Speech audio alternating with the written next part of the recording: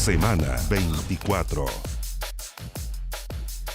Es sin duda la imagen que ha marcado la semana y con lo que queremos comenzar este nuevo capítulo de Semana 24. La Cámara de Diputados y Diputadas aprobó un histórico retiro de fondos de las AFP, de los fondos de pensiones. Este desenlace ha sido considerado como un fracaso para el gabinete político, también para el propio presidente, porque se había desplegado una gran cantidad de esfuerzos para poder alinear los votos de los diputados y las diputadas oficialistas tras la derrota, ¿no? Pero se aprobó finalmente la idea de legislar. ¿Qué significa esto? Que ahora esta iniciativa que estipula la posibilidad de retirar el 10% de los fondos de pensiones sin impuestos y durante la vigencia de un estado de excepción constitucional de catástrofe pasa ahora entonces y fue despachado al Senado. Esta votación de la semana estuvo marcada inicialmente por la incertidumbre.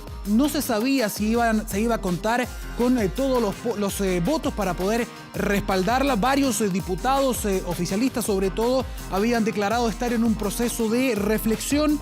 Sin embargo, se aprobó finalmente con una amplia mayoría, 95 votos a favor, 13 legisladores apoyaron. De Chile Vamos respaldaron esta moción y esto ha tenido consecuencias. A 5 de estos diputados de la Unión Demócrata Independiente fueron pasados al Tribunal Supremo. Se está pidiendo la máxima sanción y ahora lo que va a suceder entonces es que va a pasar a la Comisión de Constitución del Senado. Lo interesante también es que ya se han estado ventilando algunos de los apoyos que tendría esta ley en la Cámara Alta, en el Senado, y hasta el momento, según lo que se ha expresado, al menos previo a la votación de la sala, es que contaría ya con 27 apoyos y necesitaba solamente 26, por lo tanto estaría muy cerca, si es que se mantienen estas intenciones de voto, al menos de ser una ley de la República. ¿Cómo están? Les damos la bienvenida a este nuevo capítulo de Semana 24, donde vamos a estar hablando este tema, el retiro del 10% de los fondos, el eventual retiro, digámoslo, porque todavía tiene que pasar por la Comisión de Constitución y también por la Cámara Alta este día miércoles. Es parte de los temas, pero esta semana también ha estado marcada por otras noticias. Vamos a revisar justamente, lo vemos en la imagen, el gobierno que anuncia un plan recargado para la clase media. Ahí veían al presidente acompañado del ministro Ignacio Briones. Lo anunció un plan para proteger justamente a esta clase, a la clase media, que incluye, entre otras cosas, una transferencia directa de 500.000 pesos a todos los trabajadores que tenían ingresos formales entre 500.000 y 1.500.000 pesos mensuales y que obviamente a raíz de la pandemia hayan sufrido caídas significativas. También estipula, por ejemplo, un bono que va a favorecer con montos distintos, decrecientes, a los trabajadores con ingresos entre 1.5 y 2 millones de pesos mensuales que también hayan tenido una merma, una caída en sus ingresos. También incluye un préstamo estatal solidario, un plan a la protección de vivienda, acceso a financiamiento educacional y un anuncio, ¿no? Adelantar que eventualmente se estudiaría una reforma al sistema de pensiones, una cirugía profunda a este sistema para poder mejorar las pensiones, ¿no? de los trabajadores y las trabajadoras chilenas.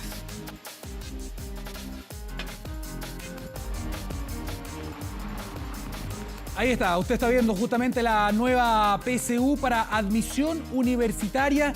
Comienza el periodo de inscripción para rendirla.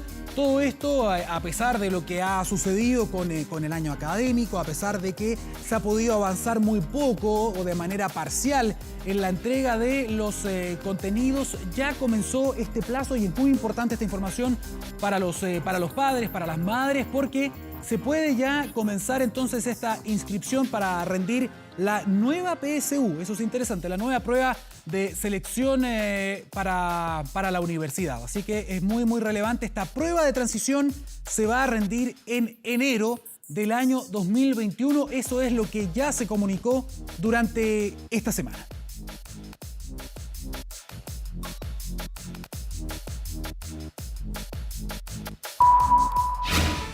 Ahora. Se han intensificado las fiscalizaciones. Recordar que estamos en periodo de cuarentena. Vamos a tomar contacto en directo hasta ahora con Paloma Cabello, que está ahí en Plaza Baquedano. Paloma, buenos días. Así es, Daniel, ¿cómo estás? Muy buenos días. Como tú lo decías, las medidas de cuarentena se han extendido en la región metropolitana y otras regiones. Seguimos en periodo de confinamiento, por lo tanto todas las personas que salen de sus casas deben portar sus permisos temporales a través de comisaría virtual. Queremos informarle a las personas, durante la noche y en el transcurso de esta mañana hubieron varios reclamos, sobre todo a través de redes sociales, Twitter, porque la página de comisaría virtual se encontraba caída o los permisos que las personas querían sacar no eran accesibles. Carabineros, a través de la misma red social, informó a toda la comunidad que ya estaba restablecido el servicio de comisaría virtual, se encontraba funcionando con normalidad, por lo tanto quienes necesiten salir de sus casas, ya sea compras, paseo de mascota, cualquiera de los permisos que ahí se pueden extraer de la página web, están obviamente ahora habilitados para poder funcionar. Nosotros, como tú lo decías, nos encontramos en Plaza Italia, donde tanto Carabineros como una cuadrilla de 6 militares se encuentran por ambos lados, tanto los vehículos que van hacia el oriente como aquellos que van hacia el poniente, realizando fiscalizaciones. Una jornada normal, hasta lo que nos ha dicho ahora personal militar, de lo que es el transcurso de esta mañana. Solamente un caso inusual que se dio con un repartidor de estas aplicaciones de comida, el cual lamentablemente tuvo que ser detenido porque el permiso que portaba había sido eventualmente falsificado. Este permiso, él tenía el nombre de una persona, pero al carabinero a aplicar el lector QR, este permiso era falsificado, tenía el nombre de otra persona. Por eso, obviamente, el llamado a las personas a ser responsables al respecto. Las fiscalizaciones, como vemos ahora en imágenes, están siendo también en la locomoción colectiva, en microbuses. Las personas están siendo fiscalizadas por Carabineros. No hay tanto tráfico ni tantos buses con pasajeros, pero a los que van con algunas personas, obviamente Carabineros está realizando la fiscalización respectiva. Vamos a consultarle acá a un caballero. ¿Qué le parece esta fiscalización, amigo? Muy buenos días. Si nos pudiese contar qué le parece la fiscalización, no sé si va apurado, un día domingo. No, voy a mi trabajo hoy día domingo, trabajo en un restaurante, muy bien me parece, esto se ve mejor estos días hasta el momento. Ojalá que siga así, pero está muy bien lo que hace el carabinero. ¿Tuvo usted algún problema con la página web? Algunas personas habían dicho de que estaba caída la página o arrojaba error al poder sacar los permisos. ¿Tuvo algún problema? Mira, no, porque generalmente sacamos, yo lo saco por internet, en papel, documento para toda la semana al tiro. Prefiero andar en documentos, por ejemplo, que es más factible a mí andar con mi documento en mano, en papel, porque es más rápido y me voy al tiro para la semana como trabajo. Claro. Y ahí lo saca para toda la semana. Para toda la semana. Perfecto. Muchísimas gracias, que tenga buen día. Ahí escuchábamos entonces al señor que obviamente fue fiscalizado junto con los demás pasajeros. Nosotros en este momento nos estamos bajando de la locomoción para seguir mostrándoles un poco lo que son estas fiscalizaciones. También recordar entonces, durante la última noche en este toque de queda, recordemos que desde las 22 horas ninguna persona puede estar transitando sin su salvoconducto. Carabineros también arrojó que se entregaron cerca de 897 salvoconductos, de los cuales también se entregaron de forma presencial y otros más de 6.000 a través de comisaría virtual. Con respecto a las cifras de personas detenidas o derivadas a alguna de las comisarías por obviamente faltar a estos permisos temporales, Carabineros pudo dar a conocer que durante las últimas 24 horas fueron cerca de 451 personas que no portaban estos permisos. Reiterar entonces, comisaría virtual actualmente se encuentra vigente. La página fue solucionada el problema que tuvieron durante el transcurso de la mañana, y acá en Plaza Italia obviamente siguen las fiscalizaciones en ambos sentidos, tanto para pasajeros como automovilistas que se encuentran transitando en el sector. Daniel. Paloma, muchísimas gracias por contarnos cómo va el minuto a minuto de estas fiscalizaciones en el corazón de Providencia. Muchas gracias, buenos días. Bien, hay expectativa, hay ganas de conocer cuál es el plan o los detalles, ¿no? Del plan Ahora. paso a paso para iniciar justamente este desconfinamiento. Vamos a los detalles de lo que se espera al menos para esta jornada en el Palacio de la Moneda con Marian Basso. Ya te vemos, buenos días. Hola Daniel, sí, estamos expectantes, como tú lo decías, a la espera de este plan de desconfinamiento que está programado eso de las 2 de la tarde, que se anuncie y que va a ser liderado por el presidente de la República, Sebastián Piñera. Nosotros ahora estamos acá en el patio de Los Naranjos porque estamos esperando un nuevo reporte del MinSal, que estaba programado eso de las 11 de la mañana, pero al parecer se va a retrasar. Eso es lo que estamos viendo para ver cuál es la situación actual de los casos de COVID-19 en nuestro país. Algo que tiene mucha relación con lo que se va a anunciar más tarde, este plan de desconfinamiento. Es un anuncio, simplemente no es que vaya a entrar a regir ahora, es para que la gente lo vaya conociendo, sepa de qué se trata, las autoridades también, los alcaldes, para que llegado el momento donde ya los casos empiecen a disminuir, la tasa de positividad empieza a disminuir en las distintas comunas, en las distintas regiones, entonces se pueda implementar este plan de desconfinamiento que consta de 5 etapas y que ya las hemos comentado en móviles anteriores, las vamos a reiterar. La primera etapa es una etapa de cuarentena, la que estamos actualmente en 65 comunas de todo el país. Posteriormente de esa etapa de cuarentena pasaríamos a la etapa de transición, una de las etapas que según las autoridades de salud es una de las más importantes porque acá se va a empezar a ver la movilidad de las personas. Por ejemplo, la gente podría comenzar a volver a sus actividades laborales, a sus trabajos, pero con ciertas restricciones. Por ejemplo, volver a trabajar de lunes a viernes, pero manteniendo el toque de queda, manteniendo también, por ejemplo, las cuarentenas durante el fin de semana, durante los feriados. Todo esto entonces con distintas restricciones para poder volver a un poco esta cierta normalidad en la etapa de transición. Luego vendría la tercera etapa, que es la de preparación, ¿no es cierto? Se van a conocer los distintos protocolos a la ciudadanía para saber cómo seguir avanzando en estas distintas etapas para posteriormente avanzar a una apertura inicial donde claramente habría una mayor movilidad y posteriormente a una apertura avanzada. Dentro de la apertura inicial que hablábamos anteriormente, por ejemplo, están 2 regiones de nuestro país, la región de Aysén y la región de Los Ríos. Lo veíamos hace algunos días que se puede, por ejemplo, los restaurantes, los cafés funcionar al 25% de su capacidad, también algunas actividades deportivas con ciertas restricciones de público, pero claramente todo esto es parte de este plan de desconfinamiento que se va a dar a conocer a eso de las 2 de la tarde. Todo esto, lo decíamos, un plan que está sujeto a cambios. Las autoridades señalaron que este es un plan que se va a dar a conocer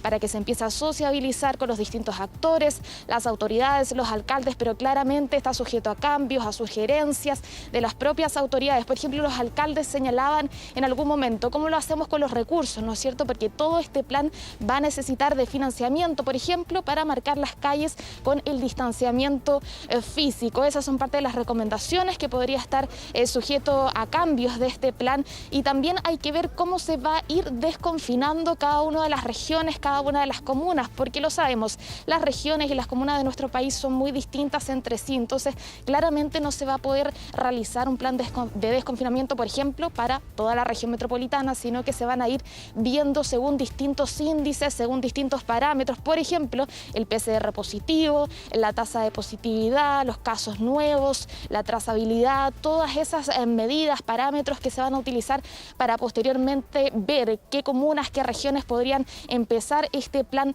de desconfinamiento. Ahora sí hay algunas medidas que se van a mantener durante todo este tiempo porque claramente son medidas preventivas, ¿no es cierto? El uso de las mascarillas, la desinfección de algunos lugares públicos, que la información esté visible para toda la población, son algunas de esas medidas que claramente se van a mantener porque lo que se quiere evitar es que haya algún rebrote en este desarrollo de este plan de desconfinamiento que, lo decíamos, no tiene fecha. Este solamente es un lanzamiento para que la gente lo vaya conociendo, se vaya acercando al plan y claramente vaya viendo si es que al momento en que lleguen, que bajen los casos de contagios en las distintas comunas del país, y cuando ya se pueda implementar, la gente tenga conciencia, sepa qué cosas se pueden hacer y qué cosas no. También informaban las autoridades de salud que posteriormente habrá una página web que se va a habilitar, por ejemplo, para que la gente de las distintas comunas pueda ver en qué etapa está su comuna, en qué etapa está su región, cuáles son las restricciones que para ellos aplica. Así que todas esas son informaciones preliminares, ¿no es cierto? El plan lo vamos a conocer a eso de las 2 de la tarde, liderado, lo decíamos, por el presidente Piñera.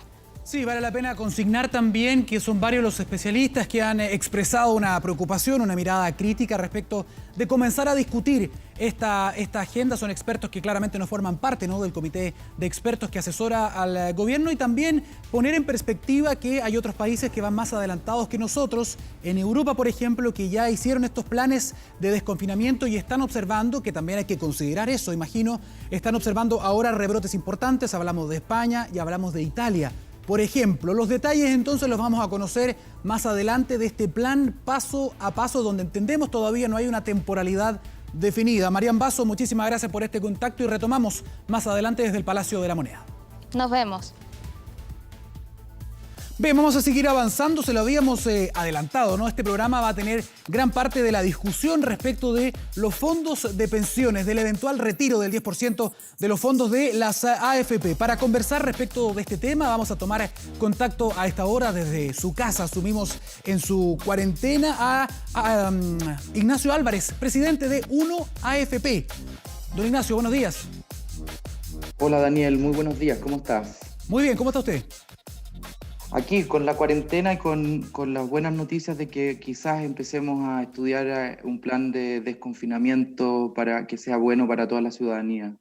Vamos a ver, tenemos que escuchar todavía los detalles y también escuchar la voz de los expertos. Y ya que hablamos también de entendidos, en otro tema, de entendidos en los temas económicos del mundo financiero, aquí tenemos un debate que se ha tomado sin duda toda la semana y que le queda todavía mucha discusión en la semana que viene, y que tiene que ver con este eventual retiro del 10% de los fondos de pensiones para poder enfrentar la crisis, ¿no?, que ha generado esta pandemia. En general hay consenso, no de todo el mundo económico, pero sí de muchos exministros de Hacienda, expresidentes de los bancos centrales, de muchos economistas que dicen que esto sería una mala idea, pues podría afectar las pensiones de las personas en el largo plazo. Sin embargo, es muy interesante su postura. Le pregunto directamente, usted, como representante también de la AFP1 o de 1AFP, ¿está a favor de esta medida en particular?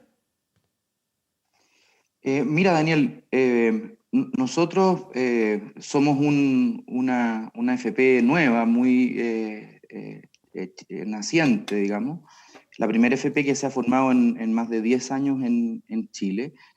Y básicamente entramos a esto, un grupo de emprendedores chilenos, básicamente porque creemos que el sistema de pensiones chileno requiere muchas mejoras.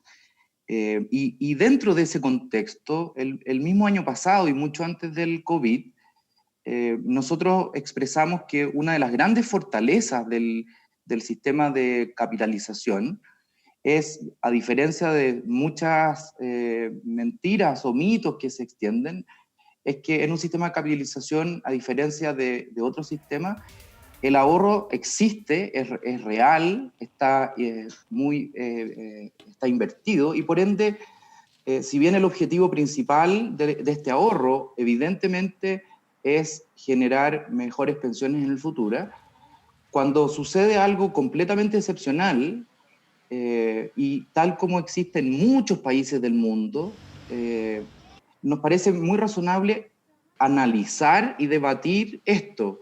Y por eso nosotros abrimos esta discusión en marzo, conscientes de que para hacer una buena política pública, en este sentido, se deben analizar todos los aspectos, incluso cosas prácticas que quizás se les olvidan a los legisladores, y que incluso incluyen que no tengamos una segunda ola de contagio. Entonces, respondiendo a tu pregunta, sí, nosotros creemos que es razonable que ante una crisis de esta envergadura, los chilenos que son dueños de sus ahorros puedan acceder a un porcentaje acotado, a un monto acotado de ellos, para que salgamos de esta crisis.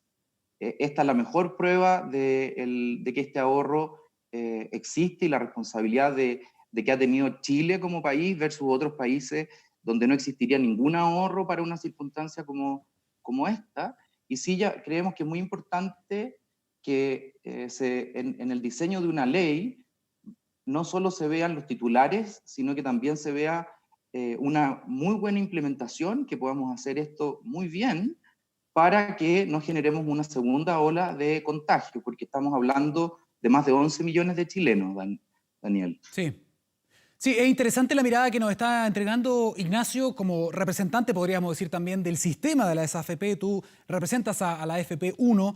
Es interesante escuchar que consideras que es una idea que es atendible, que se puede ocupar, digamos, ese 10%, atendiendo, entendemos, a la emergencia, a lo que está sucediendo, a la pandemia, a la crisis que tienen muchas familias el día de hoy. Y te vuelvo a preguntar, porque hay varios senadores, al menos 3, que ya han puesto algunos reparos, han anunciado que presentarían algunas indicaciones a esta idea para que el retiro tenga algunas condiciones, sobre todo para quienes son parte de los quintiles más altos, es decir, las personas que tienen mucho ahorro, que no lo puedan sacar exento de impuestos, es decir, que paguen un impuesto si es que quieren sacar ese 10%. La idea que tú apoyas es incondicional, es universal para todos, ¿o estás de acuerdo con poner algunas condiciones en algunos casos?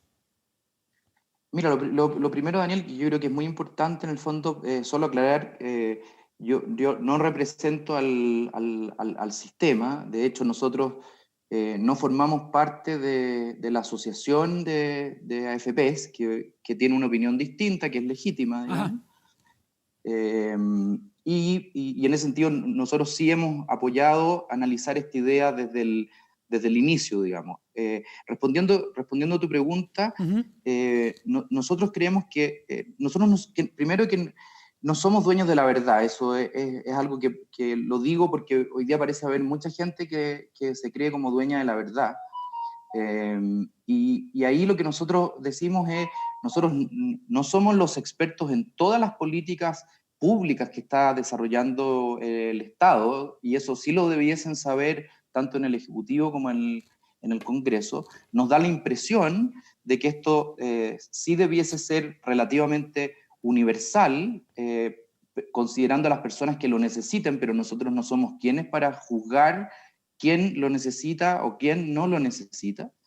Y sí nos parece súper atendible, súper razonable, y por eso nosotros lo planteamos en marzo, para que ojalá el Ejecutivo y el Congreso lo pudieran pensar bien y no se tenga que legislar de forma tan poco prolija, de que siempre en las leyes hay que fijarse en todos los detalles para que se hagan bien. Creemos que es súper atendible, que efectivamente, dado que este retiro, si hubiese sido hecho a través de pensión futura, sí habría pagado impuestos, porque recuerda que no paga impuestos cuando se hace la cotización.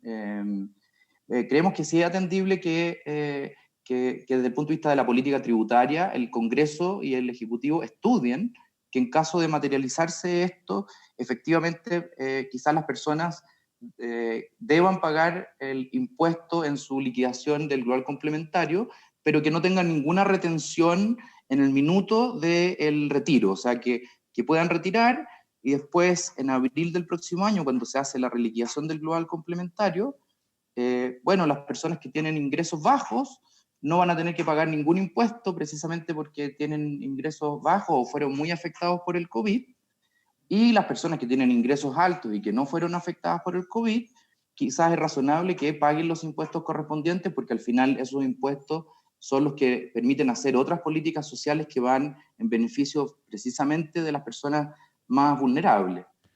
Ignacio, quiero hacer un alto, quiero retomar. Estamos conversando con Ignacio Álvarez, el expresidente de 1AFP, respecto del eventual retiro del 10% de los fondos de pensiones. Y quería también invitarlos a las personas que están viendo, porque sin duda este es un tema que genera opinión. Todos tienen una opinión porque hay mucha gente que tiene sus fondos involucrados y que de alguna u otra manera también tiene una posición, tiene una inclinación. Por lo tanto, si quieren aprovechar de hacerle preguntas a Ignacio, pueden escribirnos al hashtag Semana 24, gato Semana 24, y vamos a estar tratando de recoger algunas de esas preguntas. Dicho eso, Ignacio, se ha hablado y hay muchas personas, incluso el senador Alfonso Urresti, por ejemplo, en una entrevista reciente dijo que esto se podría entender como el principio del fin, por ejemplo, del sistema de las AFP. Y hay muchas personas, uno puede verlo, puede escucharlo todos los días, que siempre han calificado este sistema como ineficiente, como derechamente malo, y dicen debería acabarse el sistema de la AFP. ¿Qué le dices tú a esas personas que apoyan la idea del fin de las AFP? Yo creo que una muy buena pregunta, Daniel, porque parte de la discusión quizás eso es lo que quizás también está arriba de la mesa. Y yo te quería compartir tres ideas.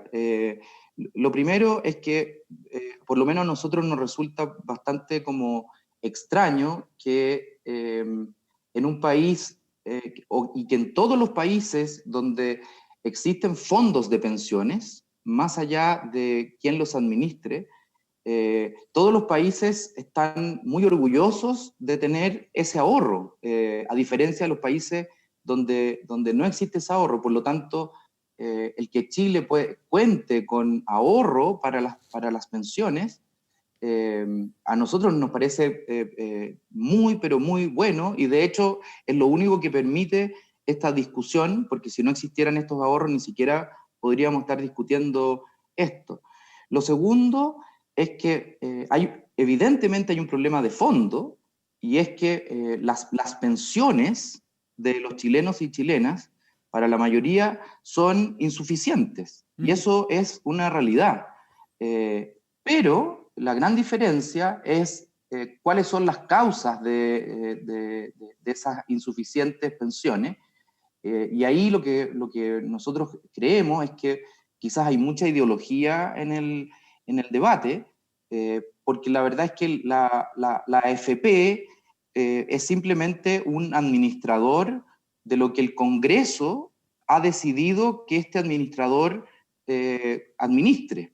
Y obviamente, si el legislador, en el caso chileno, ha puesto que la tasa de ahorro de cotización en Chile sea la mitad de lo que es en el resto del mundo, es decir, en Chile se cotiza un 10% y en el resto del mundo se cotiza un 20%, evidentemente las pensiones van a ser bajas, pero eso no es por responsabilidad del administrador, sino que es responsabilidad de la política pública que diseña, imagínate en el extremo, que en un sistema de pensiones se ahorre el 1% del salario. Bueno, las pensiones van a ser bajas independiente del sistema. Y lo tercero, que sí nos parece muy negativo, es que cuando escuchamos expresiones como no más AFP, no sé, a mí por lo menos me recuerda la Alemania nazi, digamos, que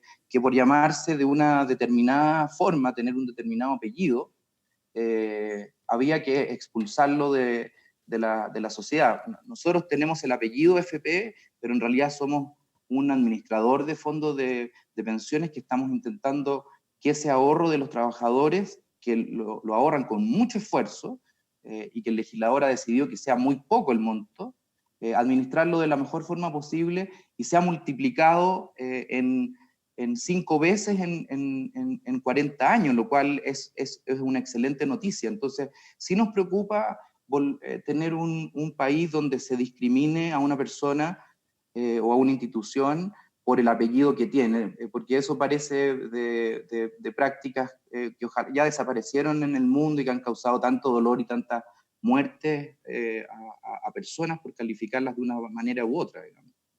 Estaba leyendo algunos comentarios y algunas cartas en algunos diarios donde algunos economistas daban algunas miradas quizás poco discutidas, y me gustaría saber tu opinión al respecto. Por ejemplo, decían la idea del retiro del 10% obligaría evidentemente a las AFP a tener que generar esa liquidez, y para eso va a tener que ir a vender, y quizás va a tener que vender en precios muy bajos. Entonces, lo que él decía, esto nuevamente beneficiaría a quienes pueden especular, a quienes tienen el dinero para poder comprar rápidamente esos papeles. ¿Te hace algún sentido eso, o eso juega un poco con mitos o con estereotipos? A nuestro juicio juega bastante con mitos, y de hecho algunos críticos del sistema de pensiones lo que dicen es que los fondos de pensiones chilenos invierten en empresas, digamos. Bueno, en todos los fondos de pensiones del mundo, los fondos de pensiones de Noruega, de Dinamarca, de Australia, de Nueva Zelanda, todos están invertidos en empresas. ¿Y por qué están invertidos en empresas, Daniel? Están invertidos en empresas porque que los trabajadores chilenos sean socios junto a los trabajadores noruegos, daneses, australianos, de Bill Gates en Microsoft, y así, eso para dar un ejemplo, pero en 10.000 empresas de todo el mundo, permite que ese ahorro que hacen los trabajadores tenga la misma rentabilidad que obtienen los empresarios de todos los países del mundo. Y por eso los fondos de pensiones están tremendamente diversificados en miles y miles de empresas a través del mundo.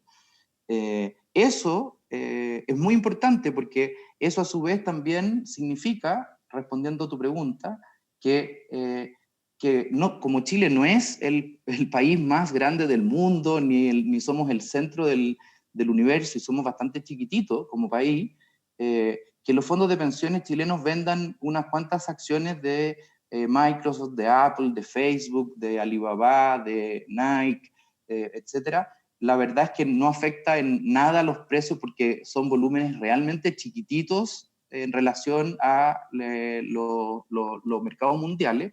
Y obviamente los fondos de pensiones de los trabajadores canadienses, australianos, que están muy orgullosos de tener fondos de pensiones, compran muy rápidamente esas mismas acciones porque saben que eso le permite tener mayor, que el ahorro de los trabajadores crezca más en el largo plazo.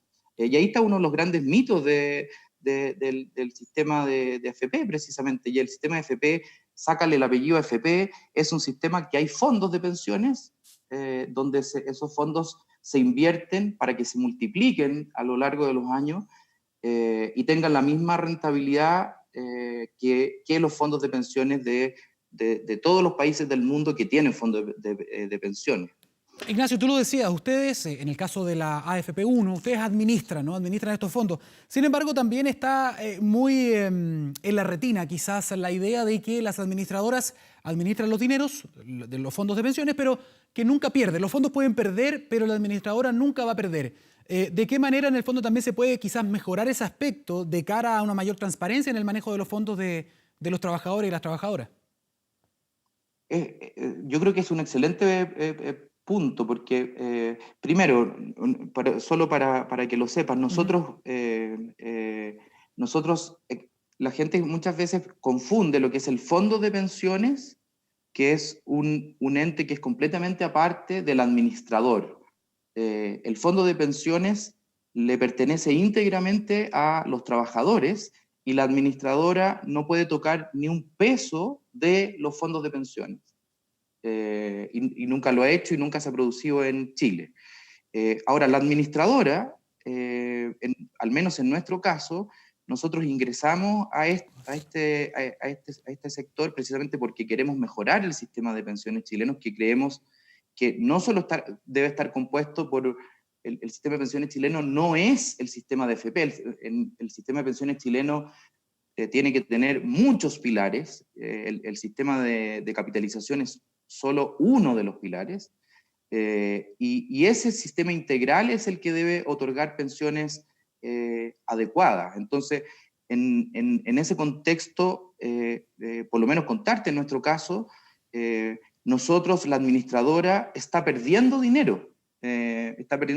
Porque entramos con una comisión hasta 50% más baja que el resto de las AFPs, haciendo un tremendo esfuerzo porque creemos en un proyecto a largo plazo, y esa administradora tiene que, obviamente, contar con los software para que cada persona vea su saldo en línea, tiene que tener profesionales para que estos dineros se inviertan de la mejor forma en el extranjero.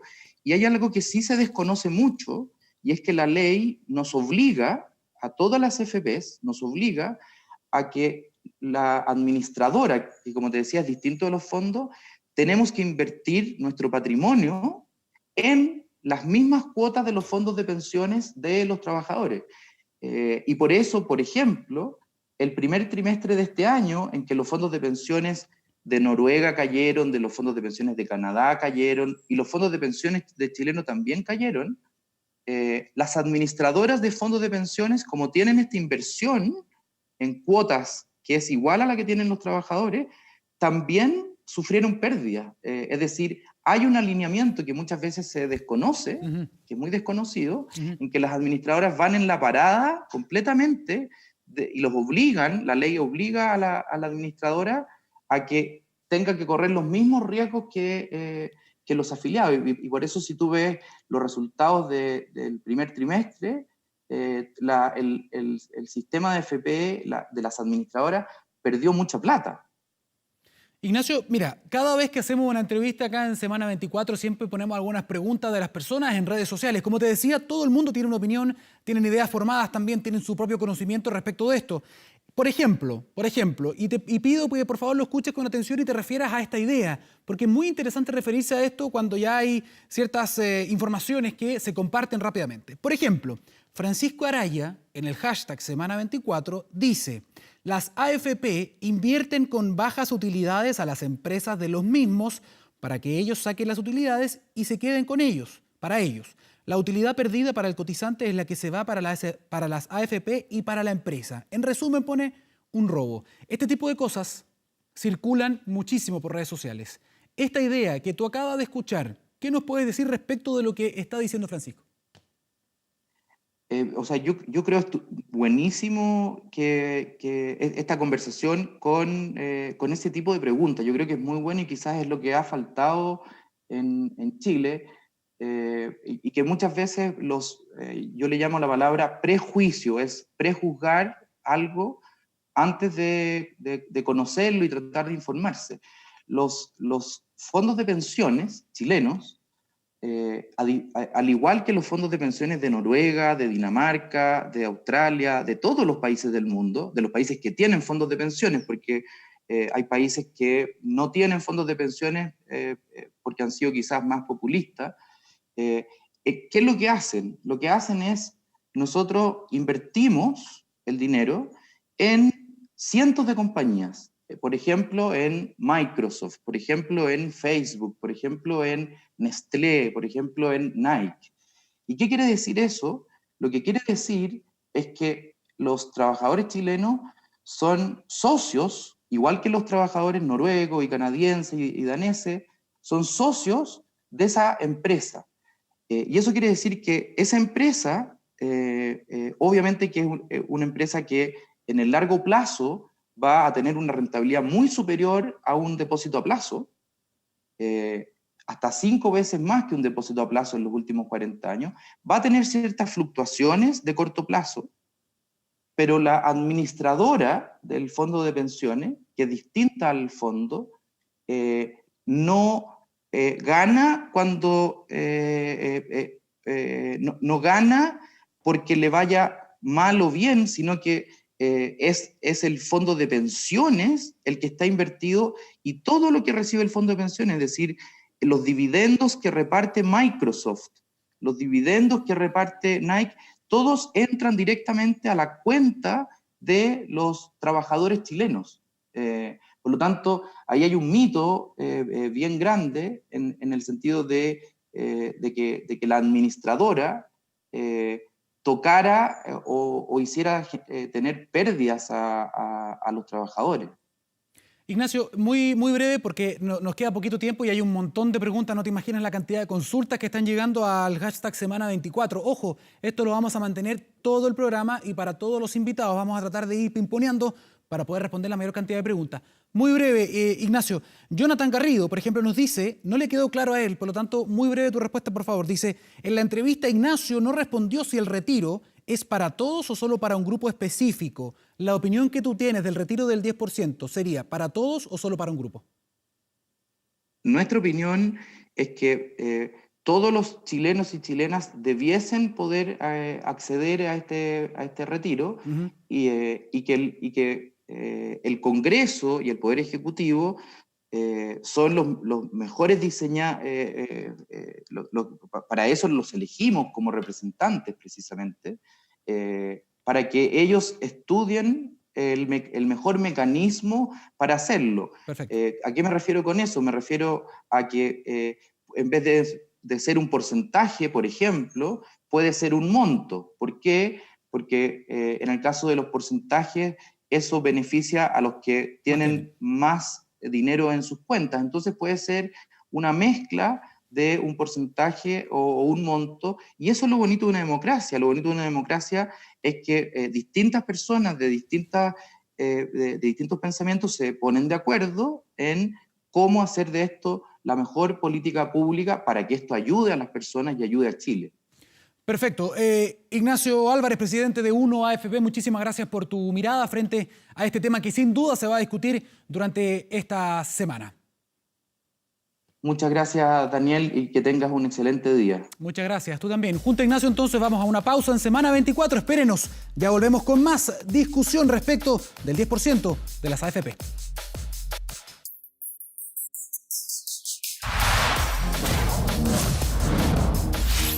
Semana 24.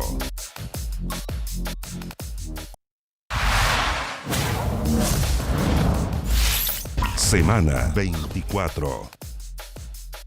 Estamos a la espera de un nuevo reporte sanitario para conocer algunos detalles más respecto del plan paso a paso que se había dibujado desde la jornada de ayer.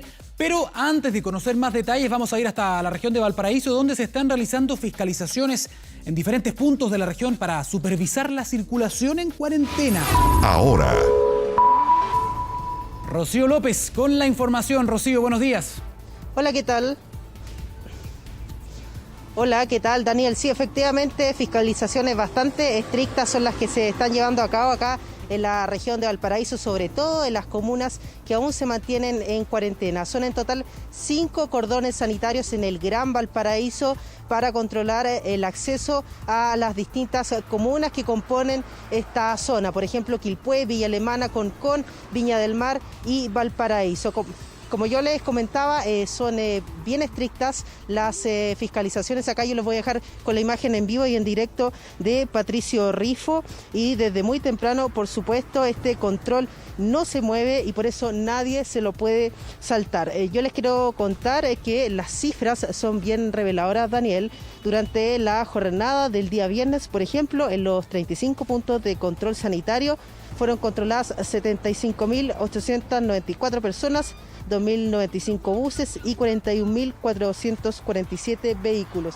Esto quiere decir que la movilidad ha ido en aumento acá en la región de Valparaíso, si bien durante las primeras jornadas de cuarentena en Viña del Mar y Valparaíso había sido un ejemplo de comportamiento. Con el correr de las semanas, con el paso del tiempo, ya esta cuarentena parece tener un agotamiento por parte de las personas que salen a comprar a distintos puntos de abastecimiento. Nosotros ayer estuvimos en la feria del estero Marga Marga, que volvió a su lugar habitual y la verdad había una aglomeración de personas bastante importante. Por suerte, esta feria con su nueva fachada ya tiene pasillos que son un poco más anchos, se puede mantener un poco más la distancia física, pero de igual manera la movilidad acá en Viña del Mar y Valparaíso ha ido en aumento en las últimas semanas, ha crecido paulatina pero sostenidamente. Contarte además que durante el viernes se cursaron 104 sumarios sanitarios por incumplimiento de cuarentena y hubo 633 derivaciones, bien digo, al primer domicilio. Todo esto en el contexto, por supuesto, del fin de semana largo. Cabe recordar que Santiago y la región de Valparaíso tienen una conexión bastante importante y por eso entonces se toman todas las medidas del caso para evitar el tránsito de una región a otra, y lo mismo acá en la región de Valparaíso, en los distintos puntos de control que ustedes están viendo en vivo y en directo en las imágenes de Patricio Rifo. Muchas gracias, Rocío López, por contarnos lo que está sucediendo también en la región de Valparaíso. Volvemos a retomar el contacto más adelante. Que tenga buenos días. Bien, seguimos con el programa, volvemos con el tema, ¿no?, que estábamos hablando, que era el retiro del 10%, el eventual retiro del 10% de los fondos de la AFP. Ya se aprobó en la Cámara de Diputados, ahora va a pasar a la Cámara Alta, primero a la Comisión de Constitución del Senado, y podría llegar a sala ya para su votación durante el día miércoles. Para hablar justamente de este tema, tomamos contacto a esta hora con dos senadores. El senador de la Democracia Cristiana, Francisco Huenchumilla, a quien saludamos a esta hora, y también al senador de la UDI, Juan Antonio Coloma. Muy buenas tardes para ambos. Hola, ¿qué tal? Buenas tardes. Me adelanté 5 minutos, son buenos días todavía. Yo me adelanté, son 5 para las 12. Vamos a ir conversando y tratar de mantener un diálogo ordenado entre los tres, Pero antes, la noticia manda, ustedes lo saben, esto es de hace muy pocos minutos. El senador Manuel José Osandón ya anunció también a través de sus redes una carta pública diciendo que va a apoyar justamente el retiro del 10% de los fondos de la AFP después de una reflexión profunda en medio de su cuarentena. Recordemos que él estaba con coronavirus y ya ha anunciado entonces que también se suma al apoyo de este proyecto, siendo votado ya en la Cámara Alta. Debería ser así el martes o el día miércoles. Parto con sus reacciones respecto de este nuevo apoyo que suma de parte del oficialismo, de un senador del oficialismo para este proyecto. Parto con usted, senador Coloma. A ver, bueno, es un dato, no lo intuía, es un dato. Yo tengo una visión distinta, quiero plantearla al tiro, digamos. Mira, yo creo que una de las grandes cosas que hemos vivido el último año, que esto ha sido un año que hemos vivido en peligro, fue básicamente primero el estallido social y de violencia, donde más allá de muchas conclusiones que puede sacar del daño que produjo al país, hay una cosa que pareció clara, que el país teníamos un problema de pensiones que era un requerimiento ético indispensable. De ahí me acuerdo que se armó precisamente, y en marzo estaba en pleno funcionamiento todo un estudio transversal de cómo mejorábamos las pensiones, cómo mejorábamos los ahorros. Incluso se habló de cuánto tenía que ser el aumento de la cotización del empleador para poder tener pensiones dignas.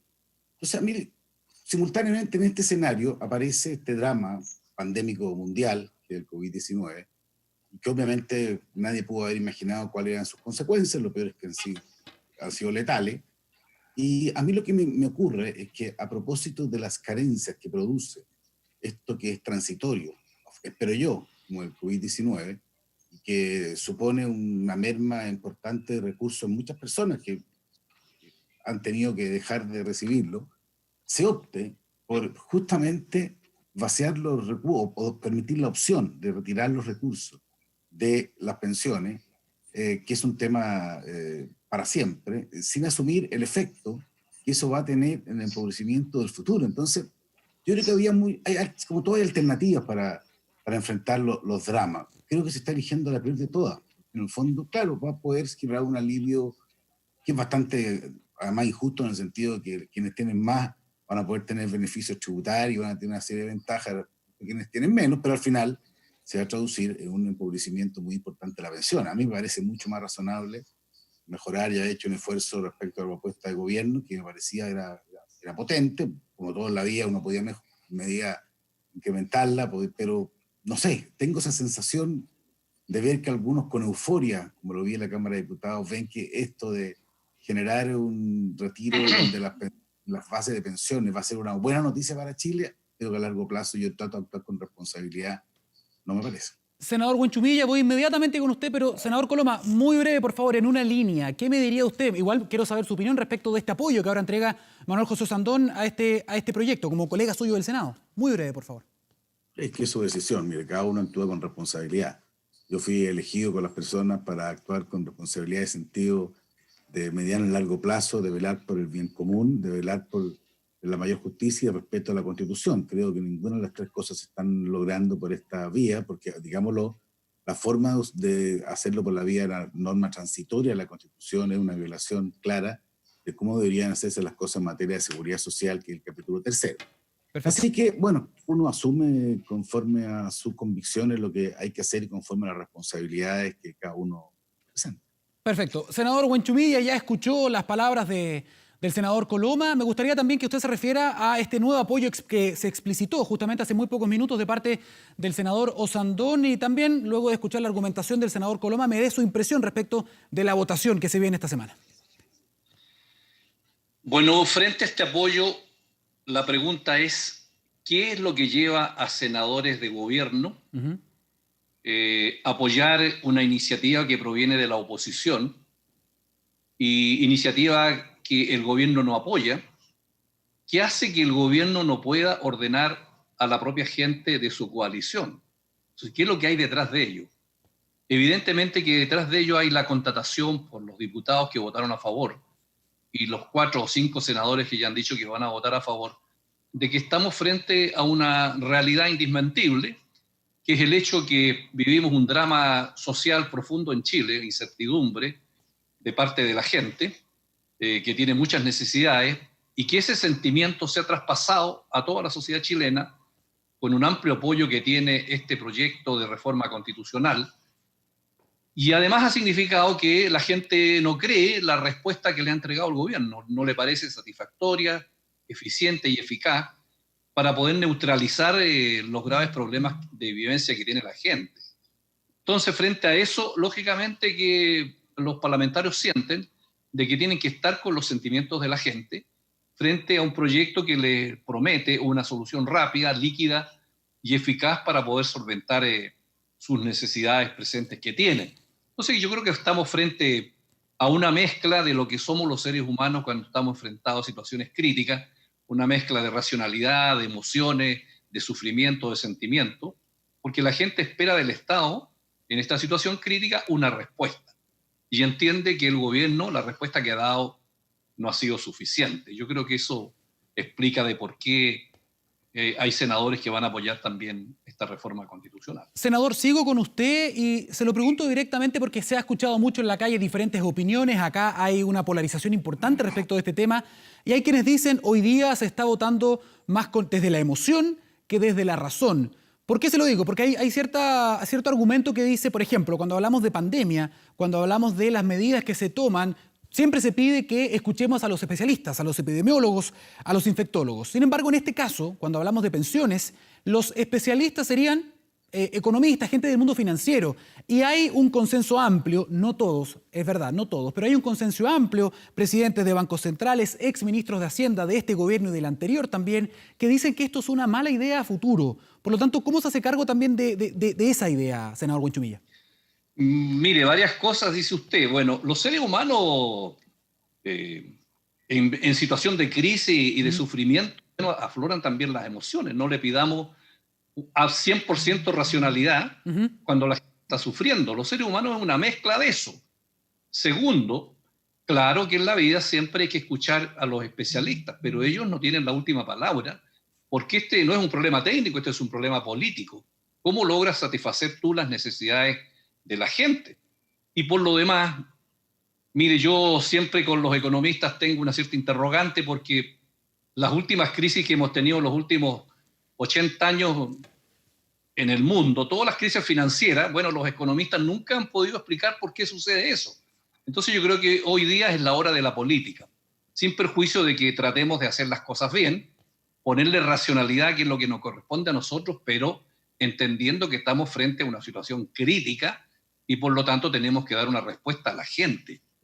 Y no solamente se trata de sumar y de restar y de multiplicar como lo hacen los economistas, sino de que ver que primero está la gente y después están los negocios. Perfecto. Senador Coloma, sigue ahí, ¿cierto?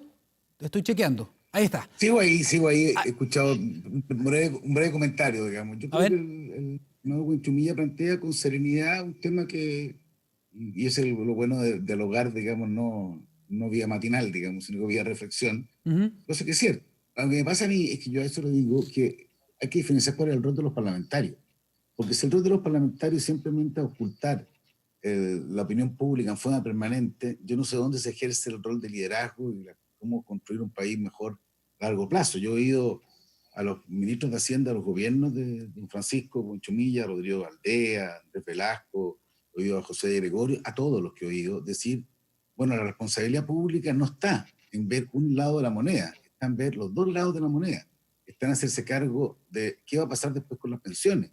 ¿Cómo se le va a mí me parece bien, y es una realidad, que 9 meses después del estallido social y de violencia nadie dé una respuesta al problema que surgió en ese instante y aparezca esto como una solución facilista, que puede ser facilista, pero que obviamente genera un drama social muy profundo en las generaciones que vienen. Entonces, a mí lo que me pasa es eso. Si yo estuviera mirando siempre lo que, no sé, pues uno tiene que mirar a la opinión pública. Claro, muchas cosas quizás uno no la haría porque la opinión pública a veces cambia. Lo importante es cómo trata de hacer uno las cosas mejor pensando en todos, en el corto, en el mediano y en el largo plazo. Entonces, tampoco se trata de descalificar a otros, no es que lo haya hecho, pero trata de minimizar al tema de los técnicos. Aquí hay especialistas de todo. Hay gente que se ha dedicado su vida.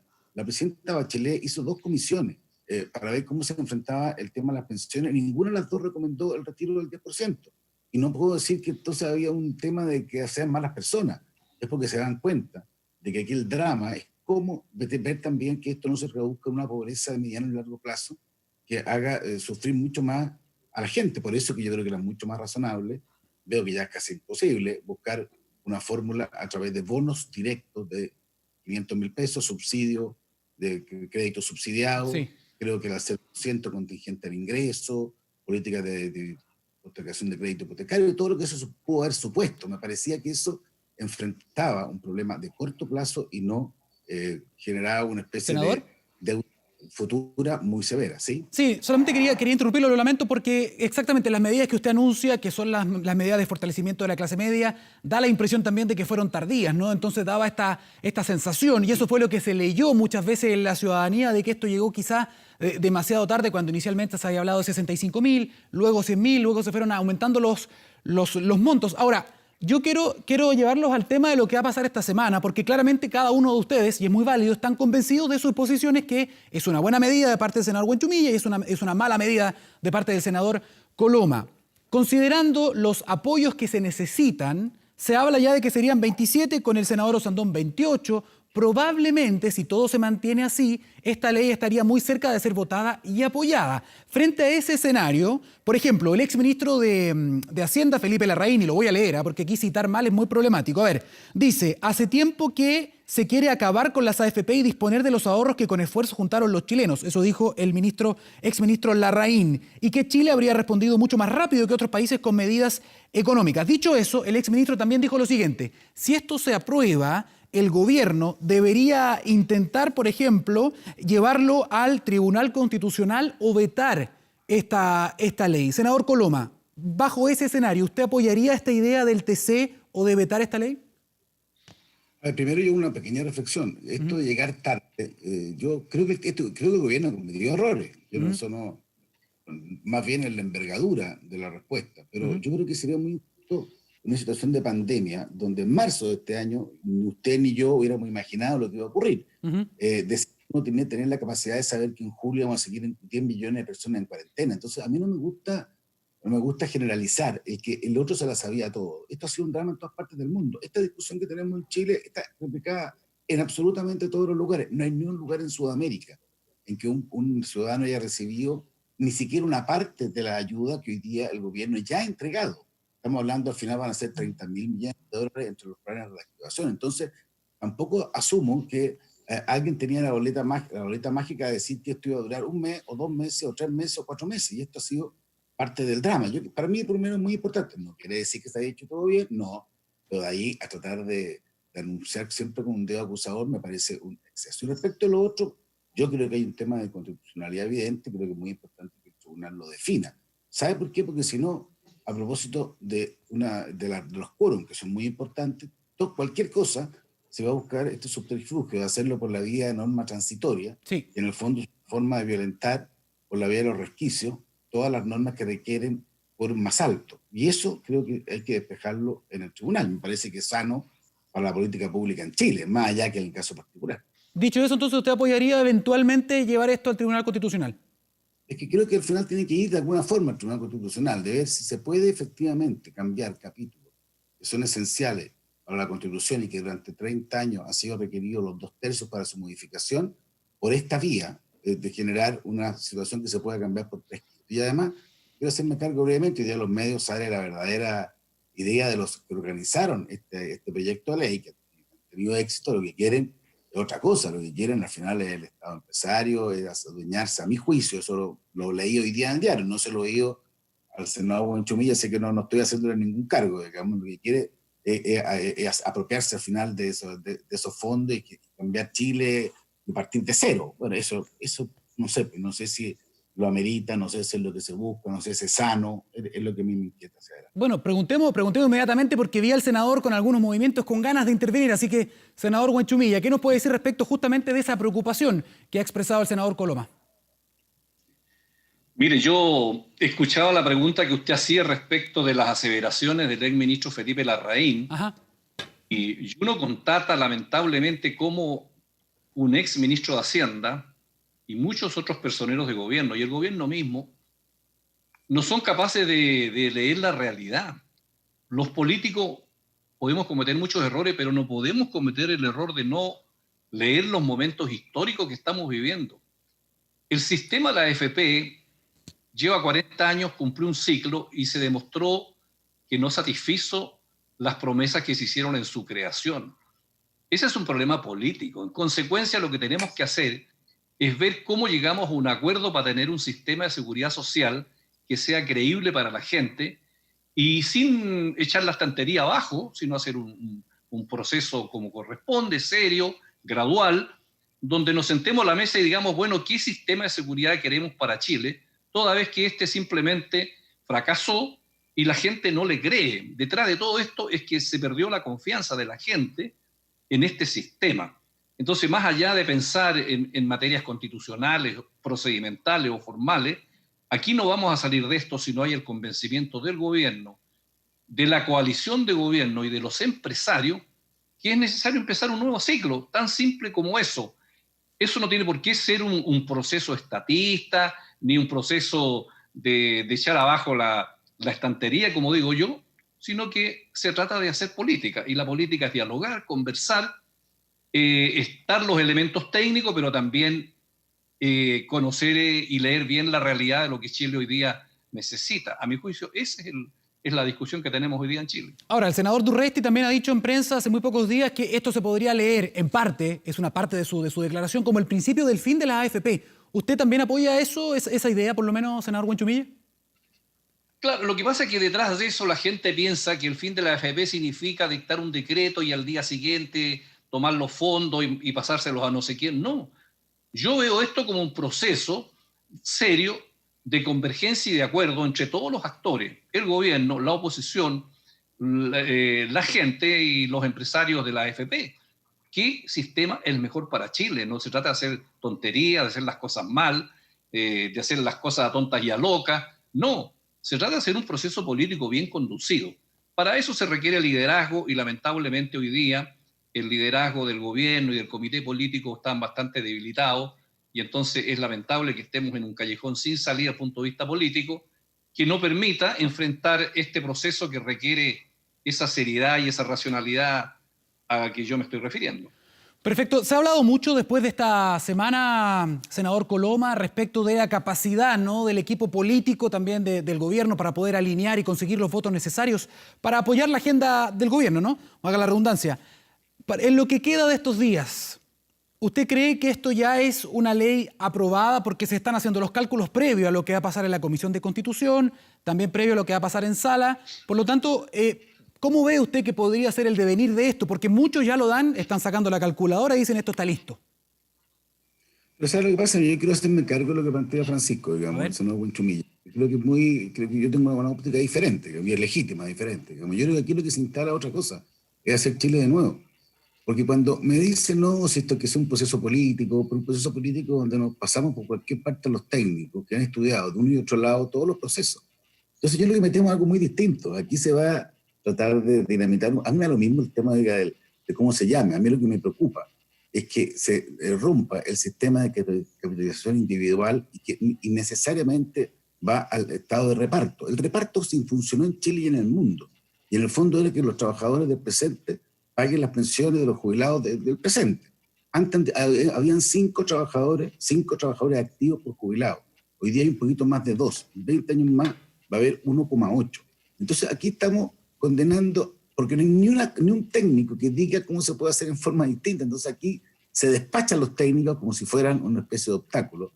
Secretarios que son personas que de uno y otro lado han tratado de ir construyendo distintas fórmulas para generar lógicas de bien común. Entonces no digamos esto, ya lo vimos, si importa, nos echamos un ratito de unas instituciones bien desacreditadas y que no lo han hecho nada de bien desde un punto de vista comunicacional y después arreglaremos con alguna fórmula mágica, digamos, un sistema en donde las cosas sigan todas iguales.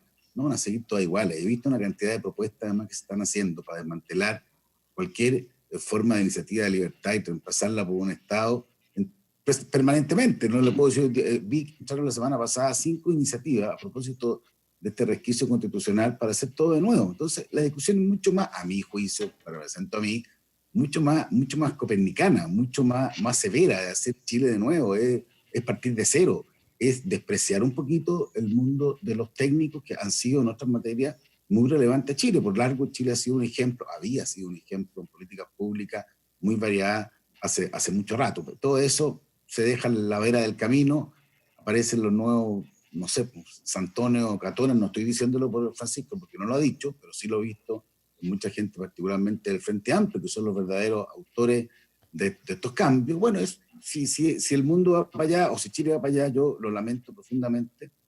No sé lo que va a pasar, probablemente se va a aprobar este proyecto, habrá que pueda decir eventualmente el tribunal y no sé, pero si usted quiere que después de eso yo sienta que a propósito de un problema transitorio muy severo del COVID-19 se asuman y se tomen los fondos de los trabajadores para poder enfrentar ese efecto transitorio sin hacerse cargo los elementos permanentes, creyendo que todo se va a solucionar mágicamente, ¿qué quiere que le diga? No quedo con una sensación sino de profunda preocupación por lo que viene en Chile.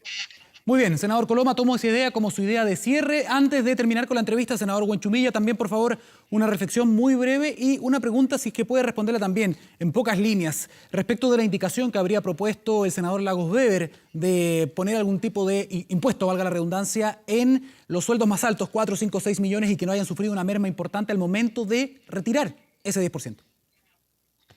Mire, yo entiendo que el sistema de la AFP es una cuestión fundamental en el sistema económico, es una de las piedras angulares del modelo económico. Se generó un mercado de capitales altísimo, más de 215.000 millones de dólares. Entonces estamos hablando de una cosa seria, yo no estoy disminuyendo la seriedad que esto tiene. Pero yo creo que uno no tiene por qué presumir de que las cosas no pueden cambiarse cuando cumplen un ciclo. Y tampoco se puede presumir de que se quiera simplemente tirar el mantel, hacer las cosas mal. Yo soy partidario de ser realista, esto necesita un cambio, pero hacer las cosas bien. Y para eso se necesita un gran acuerdo, pero se tiene que aceptar esa realidad. Los primeros que tienen que aceptarlo son los grandes empresarios. Esto va a cambiar, pero no tiene por qué ser para mal. Así que yo confío en que el mundo político y con el liderazgo necesario podemos entrar al fondo del tema. Y respecto de la propuesta del senador Lagos Weber, entiendo que él la retiró, pero yo creo que en materia tributaria hay mucho paño que cortar.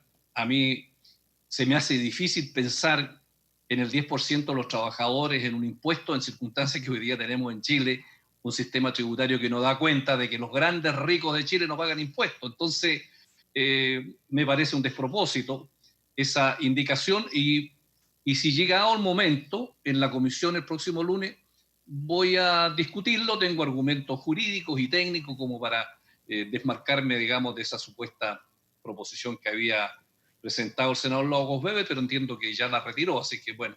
Pero si se produce el debate, entraremos a ese debate. Sí, porque hay otros senadores que también estarían apoyando una idea similar, así que va a ser parte entonces del debate, como nos decía acá nuestros entrevistados. Queremos agradecerles su presencia en semana... Solo agregar injusticia al sistema, porque significa que los que tienen más van a sacar libre totalmente de impuestos sus recursos. Creo que un despropósito más de cosas que no están objetivamente bien pensadas. Perdona por la interrupción, pero quería por lo menos dejar claro lo grave que significa cómo está quedando además este proyecto. Gracias. Bueno, van a tener... El lunes lo conversamos, el lunes lo vemos. Ahí lo van a conversar. Ve que ha anunciado entonces la discusión. Esto es parte de los intercambios que van a haber justamente en el Senado esta semana con este gran proyecto, con este proyecto de retiro eventual del 10% de los fondos de las AFP. Muchísimas gracias, senador Coloma, senador Huenchumilla, por su participación. Y si pueden, revisen el hashtag Semana24. Hay muchos comentarios respecto de su participación en el programa. Muy buenos días. Buenos días, muchas gracias. Bien, con estas entrevistas vamos a hacer una pausa, un alto. Estamos esperando el reporte sanitario. ¿Qué va a pasar con el anuncio de este plan? Al menos los detalles, ¿no? De cómo sería el plan paso a paso de este desconfinamiento. Todo eso y más a la vuelta en Semana 24. Esperemos.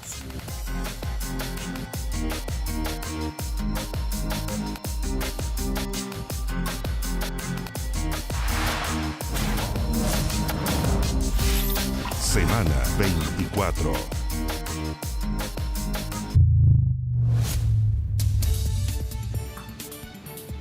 ¿Qué está pasando con la pandemia, por ejemplo, en el planeta? Se lo preguntamos a esta hora a Belén Arellano, quien ya comienza con el bloque internacional en Semana 24. Belén, buenas tardes. Hola Daniel, buenas tardes. Como tú decías, partimos con la pandemia con la Organización Mundial de la Salud, que informó este domingo que el mundo registró la cifra más alta de casos de coronavirus en un solo día, con más de 259.000 personas contagiadas. Esta cifra sí, entonces, aumenta ya la cantidad de personas contagiadas a nivel mundial a más de 14 millones. Los mayores incrementos se produjeron en países como Estados Unidos, que sabemos que está viviendo un fuerte rebrote de coronavirus, que está siendo fuertemente golpeado. También Brasil, que es el país de Latinoamérica que tiene la cifra más alta de contagiados y de fallecidos por coronavirus. Y ahora se sumaron India y también Sudáfrica como los países que están teniendo rebrotes y que están aumentando peligrosamente también sus cifras. Las muertes también sufrieron un alza a nivel mundial, superando los 44.800 fallecidos diarios, que esta es la cifra más alta desde el 10 de mayo. Estados Unidos, como les decía, entonces lidera con más de 3,7 millones de casos y está viviendo un fuerte rebrote en varios estados, y ya los gobernadores, las autoridades están tomando cartas para frenar, el avance de ese virus en el país. Y en Cuba, totalmente distinta es la historia, porque ese país registró solo un caso de COVID-19 este sábado y cumplió una semana sin muertes por el virus. Esto cuando ya la mayor parte del país, de la población, se prepara para la fase final de desescalada. La nación caribeña entonces acumula un poco más de 2.500 personas que dieron positivo, de los cuales ya se han recuperado 2.000, es decir, quedarían cerca de 500 personas todavía con el virus activo. El director de epidemiología del Ministerio de Salud cubano, Francisco Durán, apareció por primera vez en pantalla dando el informe diario sin mascarilla. Eso también fue una sorpresa para los cubanos. Se trata entonces de quién es esta persona, la única persona infectada este sábado en Cuba. Se trata de un hombre que vive en la capital, en La Habana, y que fue testeado al azar en la calle, pero la situación en Cuba es que en una semana no se registraron personas fallecidas y ya a nivel internacional están aplaudiendo la gestión del gobierno cubano.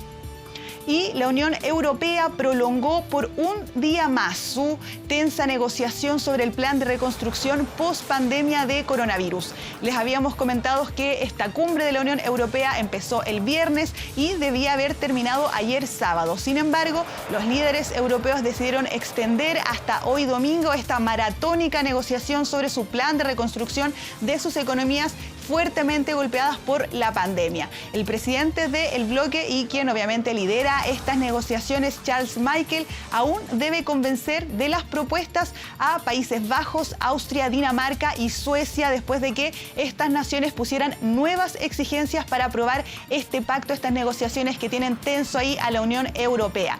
En ese contexto es entonces que, por ejemplo, el primer ministro italiano, Giuseppe Conte, causó polémica al referirse a estas naciones que no aprueban todavía esto y que dieron nuevas exigencias. Las denominó como frugales por no aceptar este pacto y no compartir, según él, una necesidad de respuesta tan consistente. El punto de la discordia que está teniendo la Unión Europea tiene que ver con el monto del plan total, que el bloque pide cerca de 750.000 millones de euros. Y en Rusia están también con algo bastante histórico. Cambiamos completamente de tema, dejamos de lado el coronavirus, porque ese país envió a patrullar al Mar Negro a su primera tripulación compuesta exclusivamente por mujeres. Este hito se dio en el marco de las celebraciones del Día de la Armada de Rusia, y la tripulación femenina estaba a bordo de un bote patrulla y realizó una amplia gama de ejercicios en su viaje inaugural, este hito histórico en Rusia, simulando, por ejemplo, cómo reaccionarían ante una incursión ilegal en sus aguas y también probando granadas de mano. Este viaje entonces marcó un paso simbólico, bastante simbólico, en la búsqueda de las mujeres rusas para desempeñar un papel mucho más activo en las Fuerzas Armadas, que es una institución bastante dominada por los hombres en ese país. La Marina rusa, por ejemplo, todavía tiene barreras de entrada para las mujeres. Esto tiene que ver con el presidente Vladimir Putin, que en el 2000 firmó un decreto que le prohíbe a las mujeres hacer trabajo equipo considerado como pesado o en condiciones perjudiciales, que sería el trabajo de la Armada, y es por eso que todavía tienen bastantes problemas las mujeres, pero con este hito histórico entonces Rusia sí se abre a que más mujeres entren a la Armada y también a su equipo naval. Y cambiamos completamente de tema, nos vamos con unas imágenes bastante impresionantes de Canadá, porque pese a la pandemia, los canadienses celebran en los festivales de música, eso sí, a través de la comodidad o en la comodidad de sus propios autos. En medio de las restricciones por los cuidados de la pandemia, con la distancia social, el uso de mascarillas. En Toronto, entonces, cientos de personas participaron de un concierto al aire libre. Las imágenes que estamos viendo ahí bailaron al ritmo de la música desde la comodidad de sus propios asientos, así en sus autos.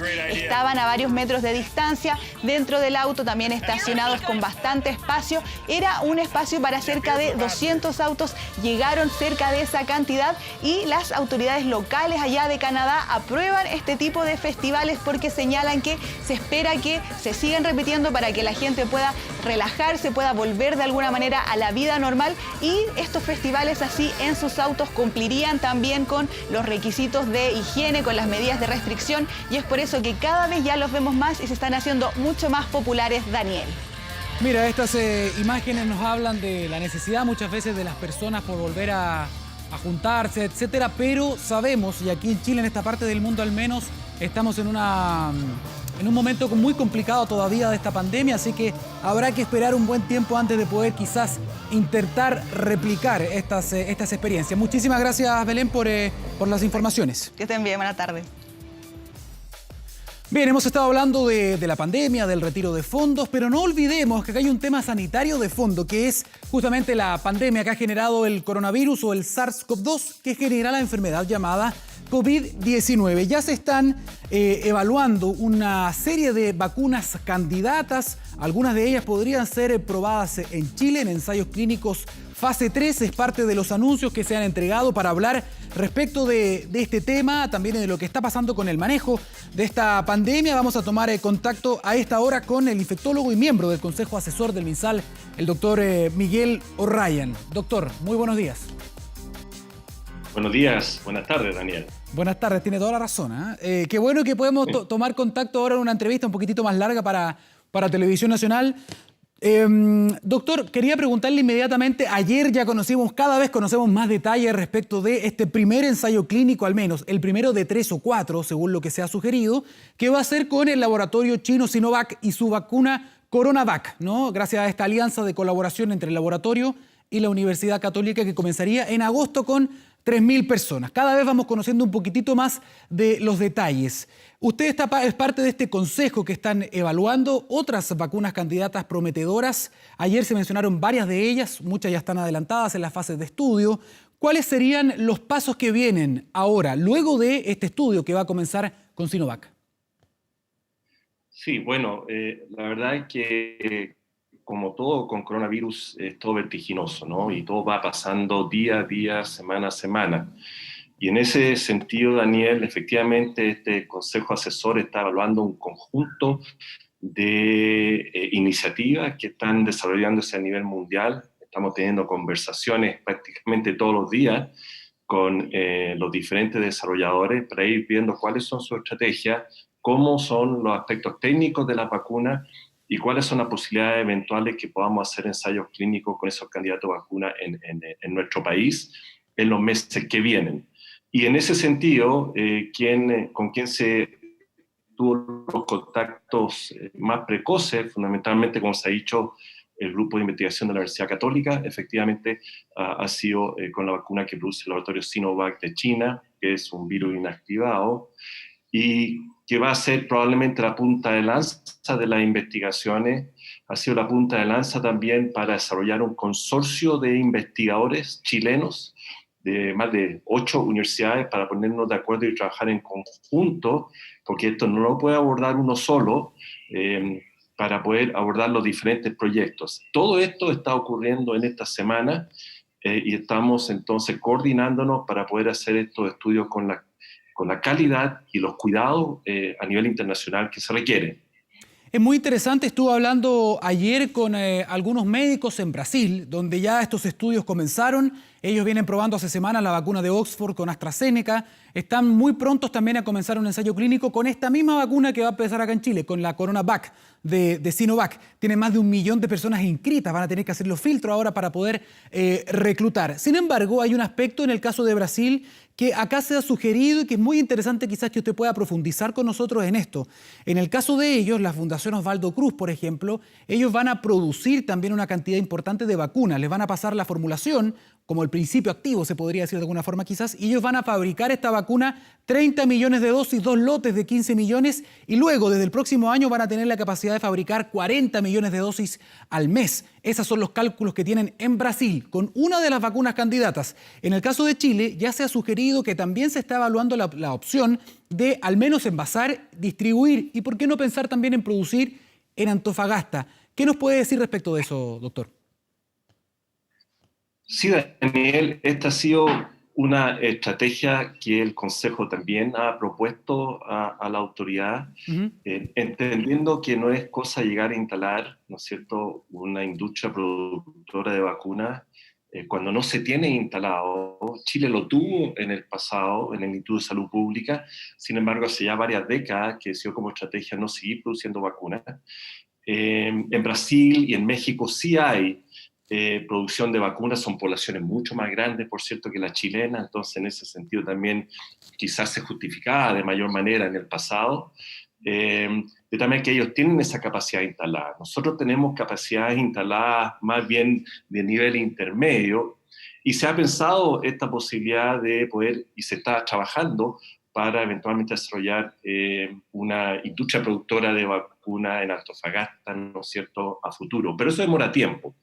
Entonces, en ese sentido, estas son estrategias que se están evaluando y específicamente para una vacuna contra coronavirus, lo que uno puede visualizar para nuestro país es como una etapa intermedia, que pudiéramos, por ejemplo, ayudar a la etapa finales de producción de vacuna, que se llama en inglés fill and finish o finish and fill, que es la etapa de envasado, por ejemplo, de vacuna. Obviamente se requiere estándares de calidad y de esterilización, en fin, de alto nivel, que podría favorecer de alguna manera que parte de la producción de esta vacuna en colaboración con uno o más productores pudiera hacerse en nuestro país.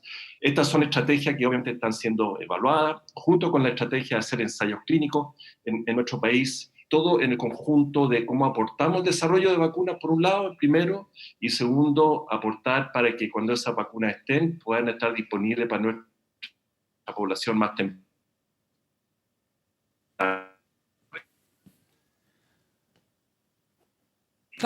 Estamos conversando con el doctor Miguel O'Ryan, es infectólogo, parte del Consejo de Expertos que asesora al Ministerio de Salud y también integra también este consejo que está evaluando las vacunas más prometedoras en diferentes partes del mundo. Esta vacuna, la vacuna china de Sinovac, es una de las más prometedoras, no es la única. Esta es una carrera que está siendo integrada, que tiene muchos protagonistas, diferentes laboratorios. Y por eso mismo, doctor, quería preguntarle, ya que ustedes están observando, evaluando, están en conversaciones, ¿cuál sería quizás, después de la vacuna de Sinovac, la más cercana que tienen en cuanto a conversaciones?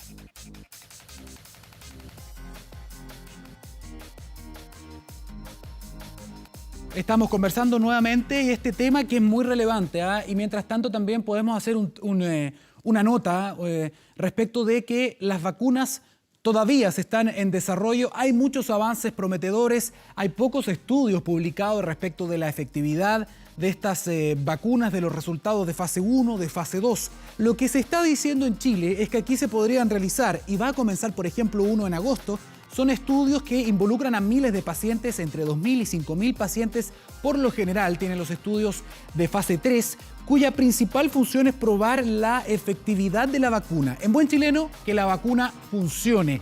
En fase 1 y fase 2, que ya se hicieron, se prueba la seguridad, es decir, la toxicidad, las dosis también de la vacuna, y ahora el foco principal es probar si es que la vacuna funciona o no funciona, si produce la protección, si inmuniza de la manera correcta. Por eso también es muy relevante que las personas sepan, por lo general, una vacuna en la historia se ha demorado entre 5 o incluso 15 años en generarse. Ahora han pasado 7 meses desde el comienzo oficial de esta pandemia en todo el mundo y por lo tanto los resultados que se tienen ahora con más de 150 formulaciones distintas, 30 de ellas con pruebas en humanos, son avances importantes, nunca vistos quizás en la historia de la medicina. Doctor, justamente cuando usted estaba volviendo estaba explicando que hay un montón de avances interesantes, pero no hay que perder el foco tampoco y generar, me imagino, una sobreexpectativa, porque las velocidades que hemos visto ahora han sido impresionantes, pero nada asegura todavía que vaya a haber una vacuna efectiva en el corto plazo, ¿o sí? Es muy importante lo que usted señala ahí, Daniel, el tema de las expectativas. Efectivamente, obviamente está la esperanza de la humanidad, ¿no? De poder producir más de una vacuna. Las diferentes plataformas son más de 5, de tal manera que podría eventualmente, si todo anda bien, ¿no es cierto?, tener más de 10 diferentes productores de vacuna el año 2021 en adelante, pero eso va a depender, como usted bien dice, primero que anden bien, que muestren que sean efectivamente suficientemente seguras, que probablemente eso va a ser así, no hay ninguna razón por la cual no lo sea.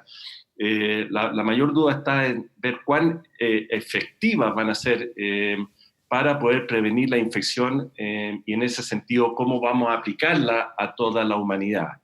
En la medida que demuestren ser efectivas, que es lo que esperamos, se ve razonablemente que va a poder producirse suficiente cantidad de vacunas dentro incluso del próximo año, porque se está trabajando fuertemente para eso, de tal manera que en ese sentido las expectativas se ven bien, pero la cautela está en que primero hay que asegurar que las vacunas demuestren esta efectividad que todos esperamos que tengan, y para eso son los ensayos clínicos que hay que hacer de una manera muy intensa durante todos los meses que vienen en el segundo semestre del 2020.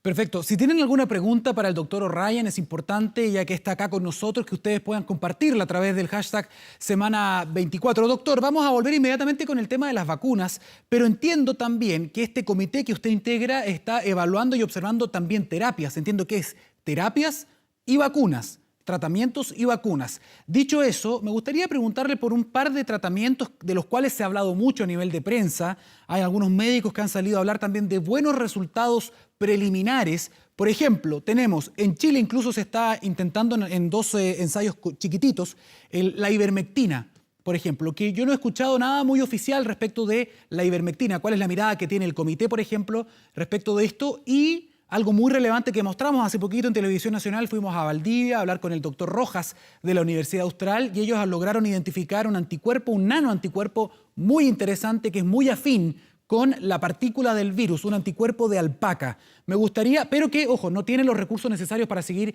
avanzando en un posible tratamiento. Me gustaría que se refiriera a estos dos tratamientos que han sonado mucho en la última semana.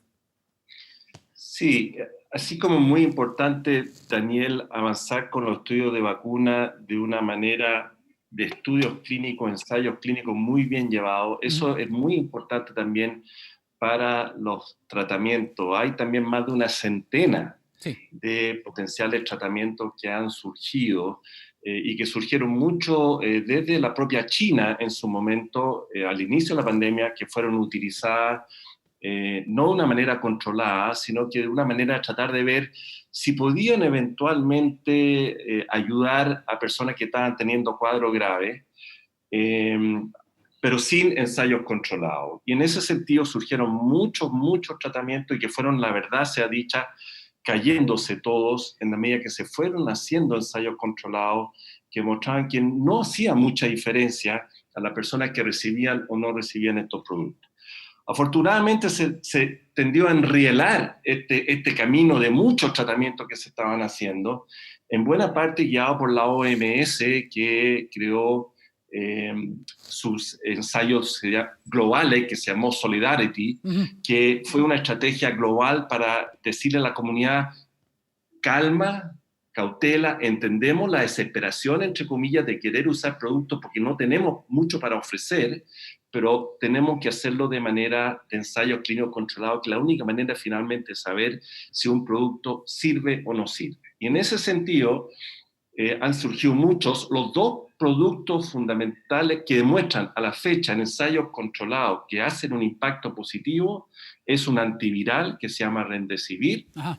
Y es la dexametasona, que es un antiinflamatorio. Son productos completamente diferentes, sí, cuyo apuntan a cosas diferentes, pero que demuestran que tienen impacto positivo y se están usando cual más, cual menos en personas con infección.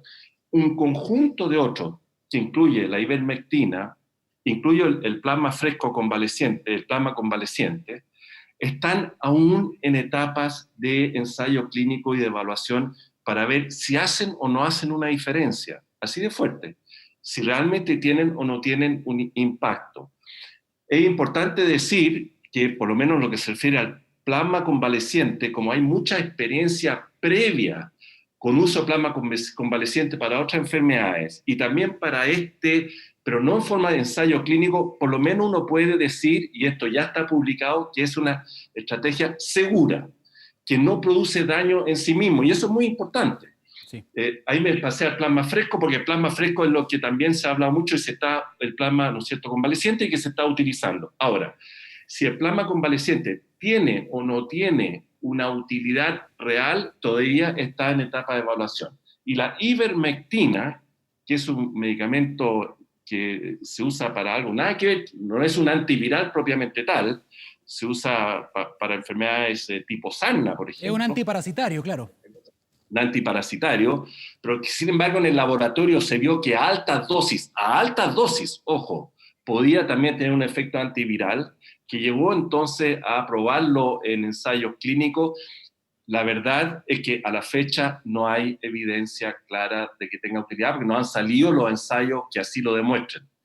De tal manera que ivermectina no tiene a la fecha demostración de utilidad.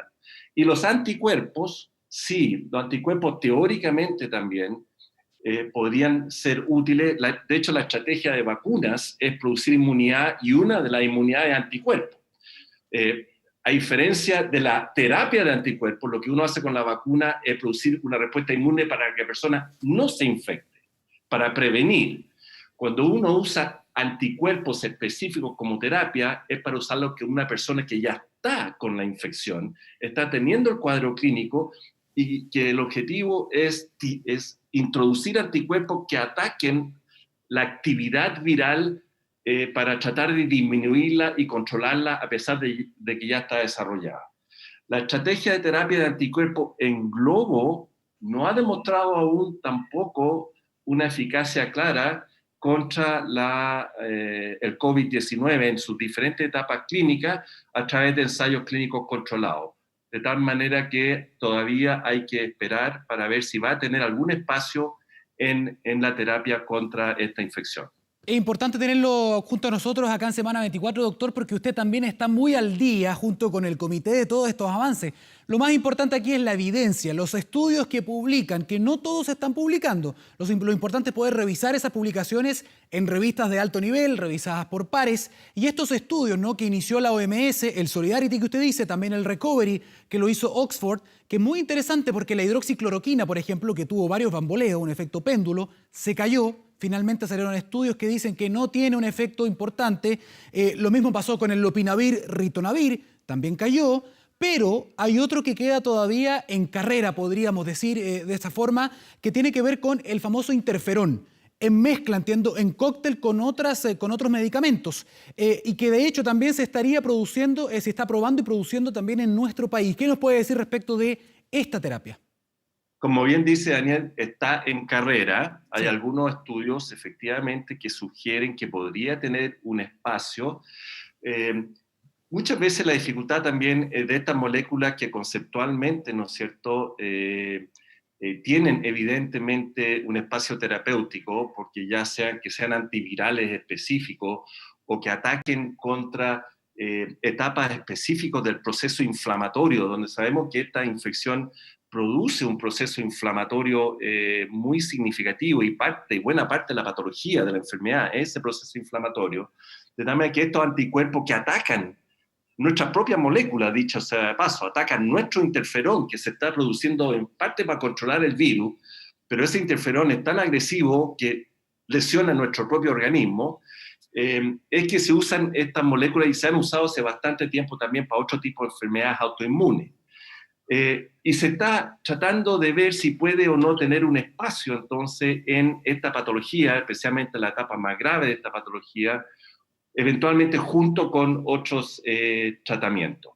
Está en etapa de evaluación también, Daniel, tampoco en este momento ha llegado a la fase de decir sí, esta es una estrategia que se puede implementar. Y hay que ser muy cauto, Daniel, en esto, porque han habido ya muchas editoriales de las principales revistas científicas que han llamado la cautela a los mismos investigadores, a la misma comunidad científica, la cautela de no saltar demasiado rápido, entendiendo la angustia médica por tratar y querer tratar a nuestros pacientes, pero para avanzar demasiado rápido con productos que no tienen una robustez basada en la evidencia que permita avanzarlo de una manera concluyente. Así que ha habido desde los mismos editores de las revistas y de la comunidad científica un llamado un poco a la prudencia a la misma comunidad científica para apoyarse en la evidencia basada en los ensayos clínicos fundamentalmente.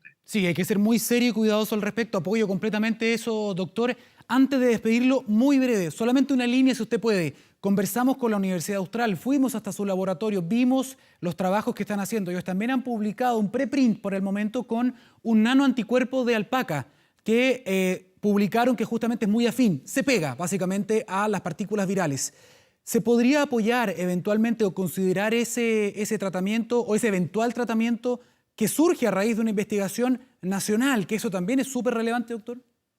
Agradezco mucho esa pregunta, Daniel. Es extremadamente loable lo que ha hecho nuestra comunidad científica de prácticamente todas las universidades del país, y después se verá todos los aportes que ha hecho nuestra comunidad científica en diferentes aspectos de la epidemia. De tal manera de que sí, eso hay que apoyarlo, pero una vez más, el mensaje para todos los investigadores que nos tendemos a entusiasmar con lo que estamos haciendo es a la cautela de avanzar paso a paso, como lo requiere la evidencia, y a la autoridad, obviamente, a ver los apoyos para que pueda eventualmente ver, se pueda avanzar con esta iniciativa, que puede o no puede llegar a puerto, si eso también lo sabemos, pero en la medida que se apoya también la ciencia natural, aunque ese no llega a puerto, todo lo que se aprende, todo el aporte que hay sobre esa tecnología puede servir para el producto siguiente que esos mismos laboratorios van a seguir desarrollando. Es la importancia de la ciencia básica. Muchísimas gracias, doctor Miguel O'Ryan, infectólogo y asesor del Consejo de Expertos del Ministerio de Salud. Gracias por su participación acá en Semana 24. Muchas gracias, Daniel. Un gusto. Gracias a ustedes.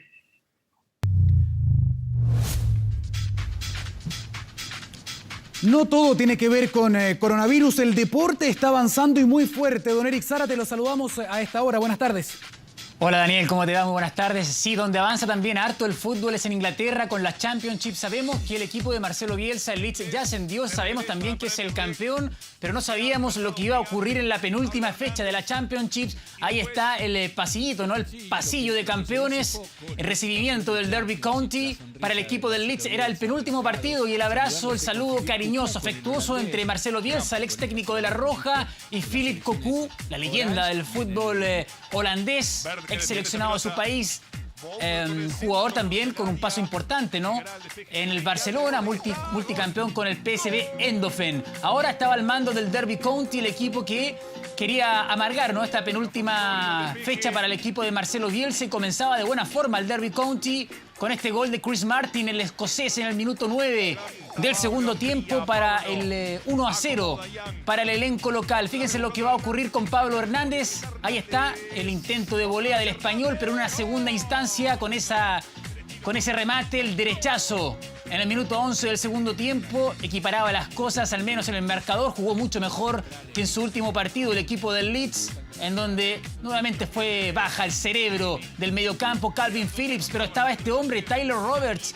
Qué buena jugada en el mediocampo para habilitar a Jamie Shackleton, el joven volante de 20 años, canterano, promovido también por Marcelo Bielsa, ¿no? La regla de Marcelo Bielsa en su Leeds en estos 2 años que tiene ahí, donde dice relación con el ascenso, la promoción de jugadores sub-23. Shackleton anotaba de esta forma el primer gol en su carrera como profesional. Así es que gran jornada para la joven promesa del fútbol británico del Leeds United. Y este es el autogol de Matthew Clark, centro del macedonio Alioski. Y ahí está el autogol. Todo le resulta bien a Marcelo Bielsa. Se queda con 90 puntos. El West Bromwich tiene 80 y el Brentford con 81. Termina el partido de esta forma. Lo celebra Marcelo Bielsa.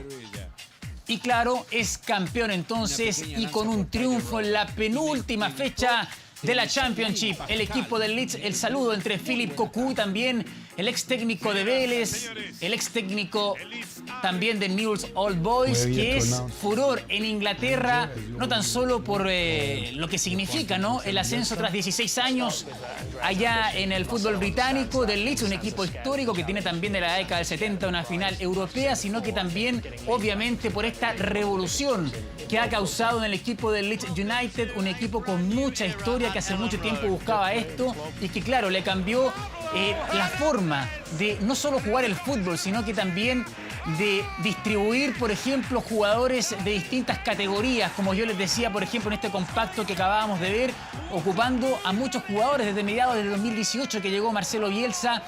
Ha ocupado muchos canteranos, muchos sub-23 y que claramente ya se han afianzado ahí en el equipo del Leeds. Vamos a ver qué ocurre para la próxima temporada, también con el portero de 33 años, el español Kiko Casillas.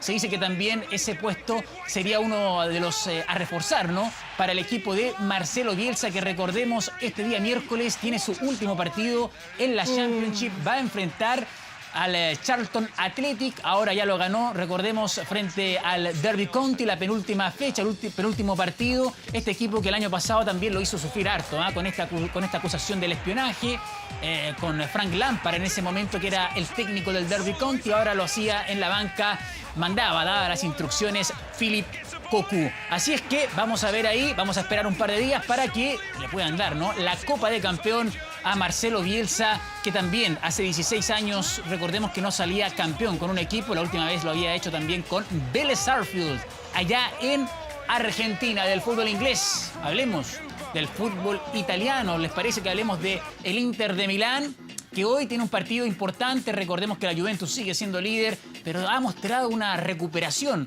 muy importante, no solo en lo futbolístico, sino que se sobrepuso en lo psicológico. Ahí el equipo de Antonio Conte, de Alexis Sánchez, que va a enfrentar esta tarde a las 15 horas con 45 minutos al conjunto de la Roma, el equipo de la Loba, por partido válido por la fecha 34, y todo esto también en medio de las especulaciones que sitúan a Alexis Sánchez en la órbita del Manchester City. Sí, Josep Guardiola nuevamente quiere contar con sus servicios. Recordemos que ya lo quiso en el año 2017, terminó recalando finalmente en su archirrival, en el Manchester United. Todo parece indicar que va a ser titular. Recordemos que tiene una contractura Romelu Lukaku, lo que le ha permitido a Alexis Sánchez sumar minutos, y muy buenos minutos en lo futbolístico y en, obviamente, lo psicológico. Y del fútbol italiano nos vamos a la polémica. ¿Les parece que hablemos de esta polémica que se ha suscitado en la Universidad Católica? Ustedes están viendo a Nicolás Castillo, el jugador que se está recuperando de una trombosis, un complejo momento de salud, que es actualmente jugador del América. Él le respondió al Chapa Fuenzalida, que en una entrevista con DirecTV dijo que Colo-Colo es el equipo más grande, claro, por cantidad de títulos innegable, y que la Universidad de Chile tiene la mayor barra, o la barra más grande, pero no dijo la mejor. Y esto fue, a ver si nos podemos detener con esta imagen, lo que le respondió Nicolás Castillo. Dice: el capitán tiene que tener la convicción de que defienda los colores más importantes. No hay títulos, no hay historia, no hay absolutamente nada que esté por sobre la camiseta que representas, por respeto al club y a su gente. Da igual con quién compitas, tu equipo es el mejor en cada uno de los ámbitos. Así es que la polémica está al rojo vivo. Dice al final, esto es Católica, CTM, Dani, la arenga también de Nicolás Castillo, y por supuesto la polémica que se levanta en la Universidad Católica con estos dichos, ¿no?, de Chapa Fuenzalida, su capitán, y la respuesta ahí de Nicolás Castillo. Leíste hasta las siglas ahí, muy bien, don Eric Zárate. Lo que significa ahí la arenga que nos tiene acostumbrado Nicolás Castillo. Qué bueno en todo caso ver el resurgimiento de Alexis, se ha convertido en un arma mortal, tal como usted, don Eric. Muy buenos días. Que esté muy bien, buenos días. Bien, ya avanzamos en otro tema muy interesante porque estamos siendo testigos de una discusión realmente importante, la recuperación, por ejemplo, de Europa luego de o durante esta pandemia. Para conversar respecto de esto que está sucediendo estos días en la Unión Europea, estamos en contacto hasta ahora con Paulina Astroza. Ella es doctora en Ciencias Políticas y Sociales, académica de la Universidad de Concepción. Doctora, ¿cómo está? Buenas tardes. Bien, buenas tardes. Gusto estar con ustedes nuevamente. Gracias por este contacto y me gustaría saber inmediatamente qué está pasando, porque esto es noticia en desarrollo, ¿no? Están en discusiones ahora de un fondo de recuperación en la Unión Europea en medio también de un contexto muy complejo. Ellos pensaban en muchos países que habían pasado lo peor, pero se está observando en algunos lugares varios focos de rebrote. Se está hablando ya de una segunda ola y en medio de eso se dan estas discusiones de apoyo financiero dentro de la Unión Europea. Mira, están en desarrollo que segundos antes de empezar a conversar contigo, estaba mirando la última información porque hace 4 días ya llevan reunidos los jefes de Estado y de Gobierno de la Unión Europea en Bruselas, donde están discutiendo este plan económico de recuperación, justamente por lo que tú decías, para poder enfrentar los efectos negativos que está causando, que siguen causando y que las proyecciones son bastante negativas para toda Europa en el muy corto tiempo, y además la discusión que ellos tienen respecto a lo que es el presupuesto plurianual que correspondía justo este año discutir, y que es una discusión que también es muy compleja, tradicionalmente ha sido compleja, más aún ahora que no está el Reino Unido y que era uno de los contribuidores netos al presupuesto de la Unión. Entonces, se han juntado por un lado esa discusión, que hubo una reunión en febrero, fue bastante agria, estaban peleando ahí por cuántas décimas más menos debía ser el presupuesto, cuando se les viene la pandemia y con los efectos tan negativos, sobre todo para algunos países del sur, que surgen propuestas que ya han sido aprobadas, pero viene este otro plan. Y este otro plan, para poder ser aprobado, requiere la unanimidad de los 27 Estados miembros. Y ahí es donde la Unión Europea se ha dividido y no estarían llegando a acuerdos, salvo que hubiera alguna novedad ahora en las próximas horas, pero hasta el momento las negociaciones han sido muy, muy difíciles, justamente para aprobar el presupuesto, además de este plan de recuperación, entre otros varios temas que tienen una tormenta perfecta a Europa sumido verdaderamente en una crisis. Doctora, acá hay varias cuestiones que son históricas, más allá de la pandemia incluso, ¿no? Se habla de préstamos que son con cifras estratosféricas. Estaba viendo 750.000 millones de euros, por ejemplo, una cifra que no se había comentado nunca, por lo menos que no se había pedido. Pero además también en la previa de esta importante reunión, la canciller alemana decía, probablemente aquí no va a haber acuerdo. O sea, ya antes de entrar a la reunión decía o sugería la posibilidad de no llegar a un acuerdo por un tema de cifras, por la ayuda que los más grandes deberían entregarle a los estados más pequeños, más desfavorecidos. Incluso no es un tema de los estados más grandes, porque Alemania, que es el estado más grande, Angela Merkel cambió su posición, una posición tradicional que había tenido Alemania respecto a este tema, siempre de ser más restrictiva respecto a cuánto poner sobre la mesa. Sin embargo, Angela Merkel en esto ha sido una líder importantísima en Europa, y hace un par de semanas atrás, junto a Emmanuel Macron, que son como el núcleo duro de la Unión Europea y tradicionalmente son los que empujan la integración, ellos ofrecieron un plan de 500.000 millones de euros para este fondo de recuperación. Primera vez que lo plantea Angela Merkel de esa manera, incluso llamando al resto de los estados a ser solidarios en relación a los estados del sur. Y esto evidentemente nos recuerda la crisis anterior del euro, donde la posición de Alemania fue justamente todo lo contrario y Angela Merkel fue bastante criticada. Ahora, ese monto, los 500.000 millones de euros, fue aumentado en la propuesta que hace la propia Comisión Europea a los 27 estados y lo aumenta a estos 750.000 millones que tú hablabas, que es el Fondo de Recuperación. Ahora, una parte está pensada para que sean subsidios, es decir, que sean transferencias directas sin retorno y en el cual se inviertan en los estados y se afronte todo el impacto económico que está implicando y va a implicar, sobre todo para países que viven, por ejemplo, el turismo y que empieza el verano y el turismo no va a poder funcionar como tradicionalmente lo ha hecho. Y por otro lado, una parte que sean préstamos, con condiciones evidentemente no tan duras como fueron los préstamos o el rescate que se hizo en la crisis del euro, pero en definitiva que tenga un cierto retorno. Ahora, eso es justamente la pelea que hay un sector de países, que son los llamados países frugales, que está liderado fundamentalmente por Países Bajos, pero también hoy día son 5, eran 4, hoy día ya se sumó además Finlandia, está Dinamarca, Austria y Suecia, y que ellos lo que quieren, por un lado, es disminuir todos estos montos, que no sean tan amplios, y en segundo lugar, que la condicionalidad, sobre todo para los préstamos, vaya unida a un compromiso de reformas, tanto en el mercado laboral, como también en lo que significa todo lo que tiene que ver con pensiones, en los países a los cuales se vaya en ayuda.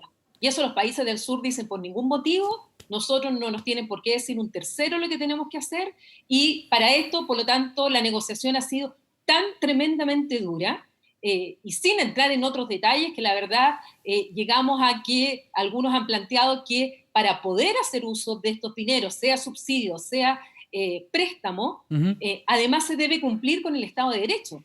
Y ahí entras en un tema con dos países fundamentalmente, que es Polonia y Hungría, que dicen no nos tienen por qué hacer esa condicionalidad, nosotros hacemos y cumplimos el Estado de Derecho de nuestra manera. Entonces, por eso que las peleas han sido, estas negociaciones han sido tan duras estos 4 días en esta cumbre. Así es, doctora Paulina Astroza, vamos a estar conversando esta semana sin duda de estas negociaciones. Le agradecemos su participación acá en Semana 24. Que tenga buen día. No, gracias a ustedes. Buenas tardes.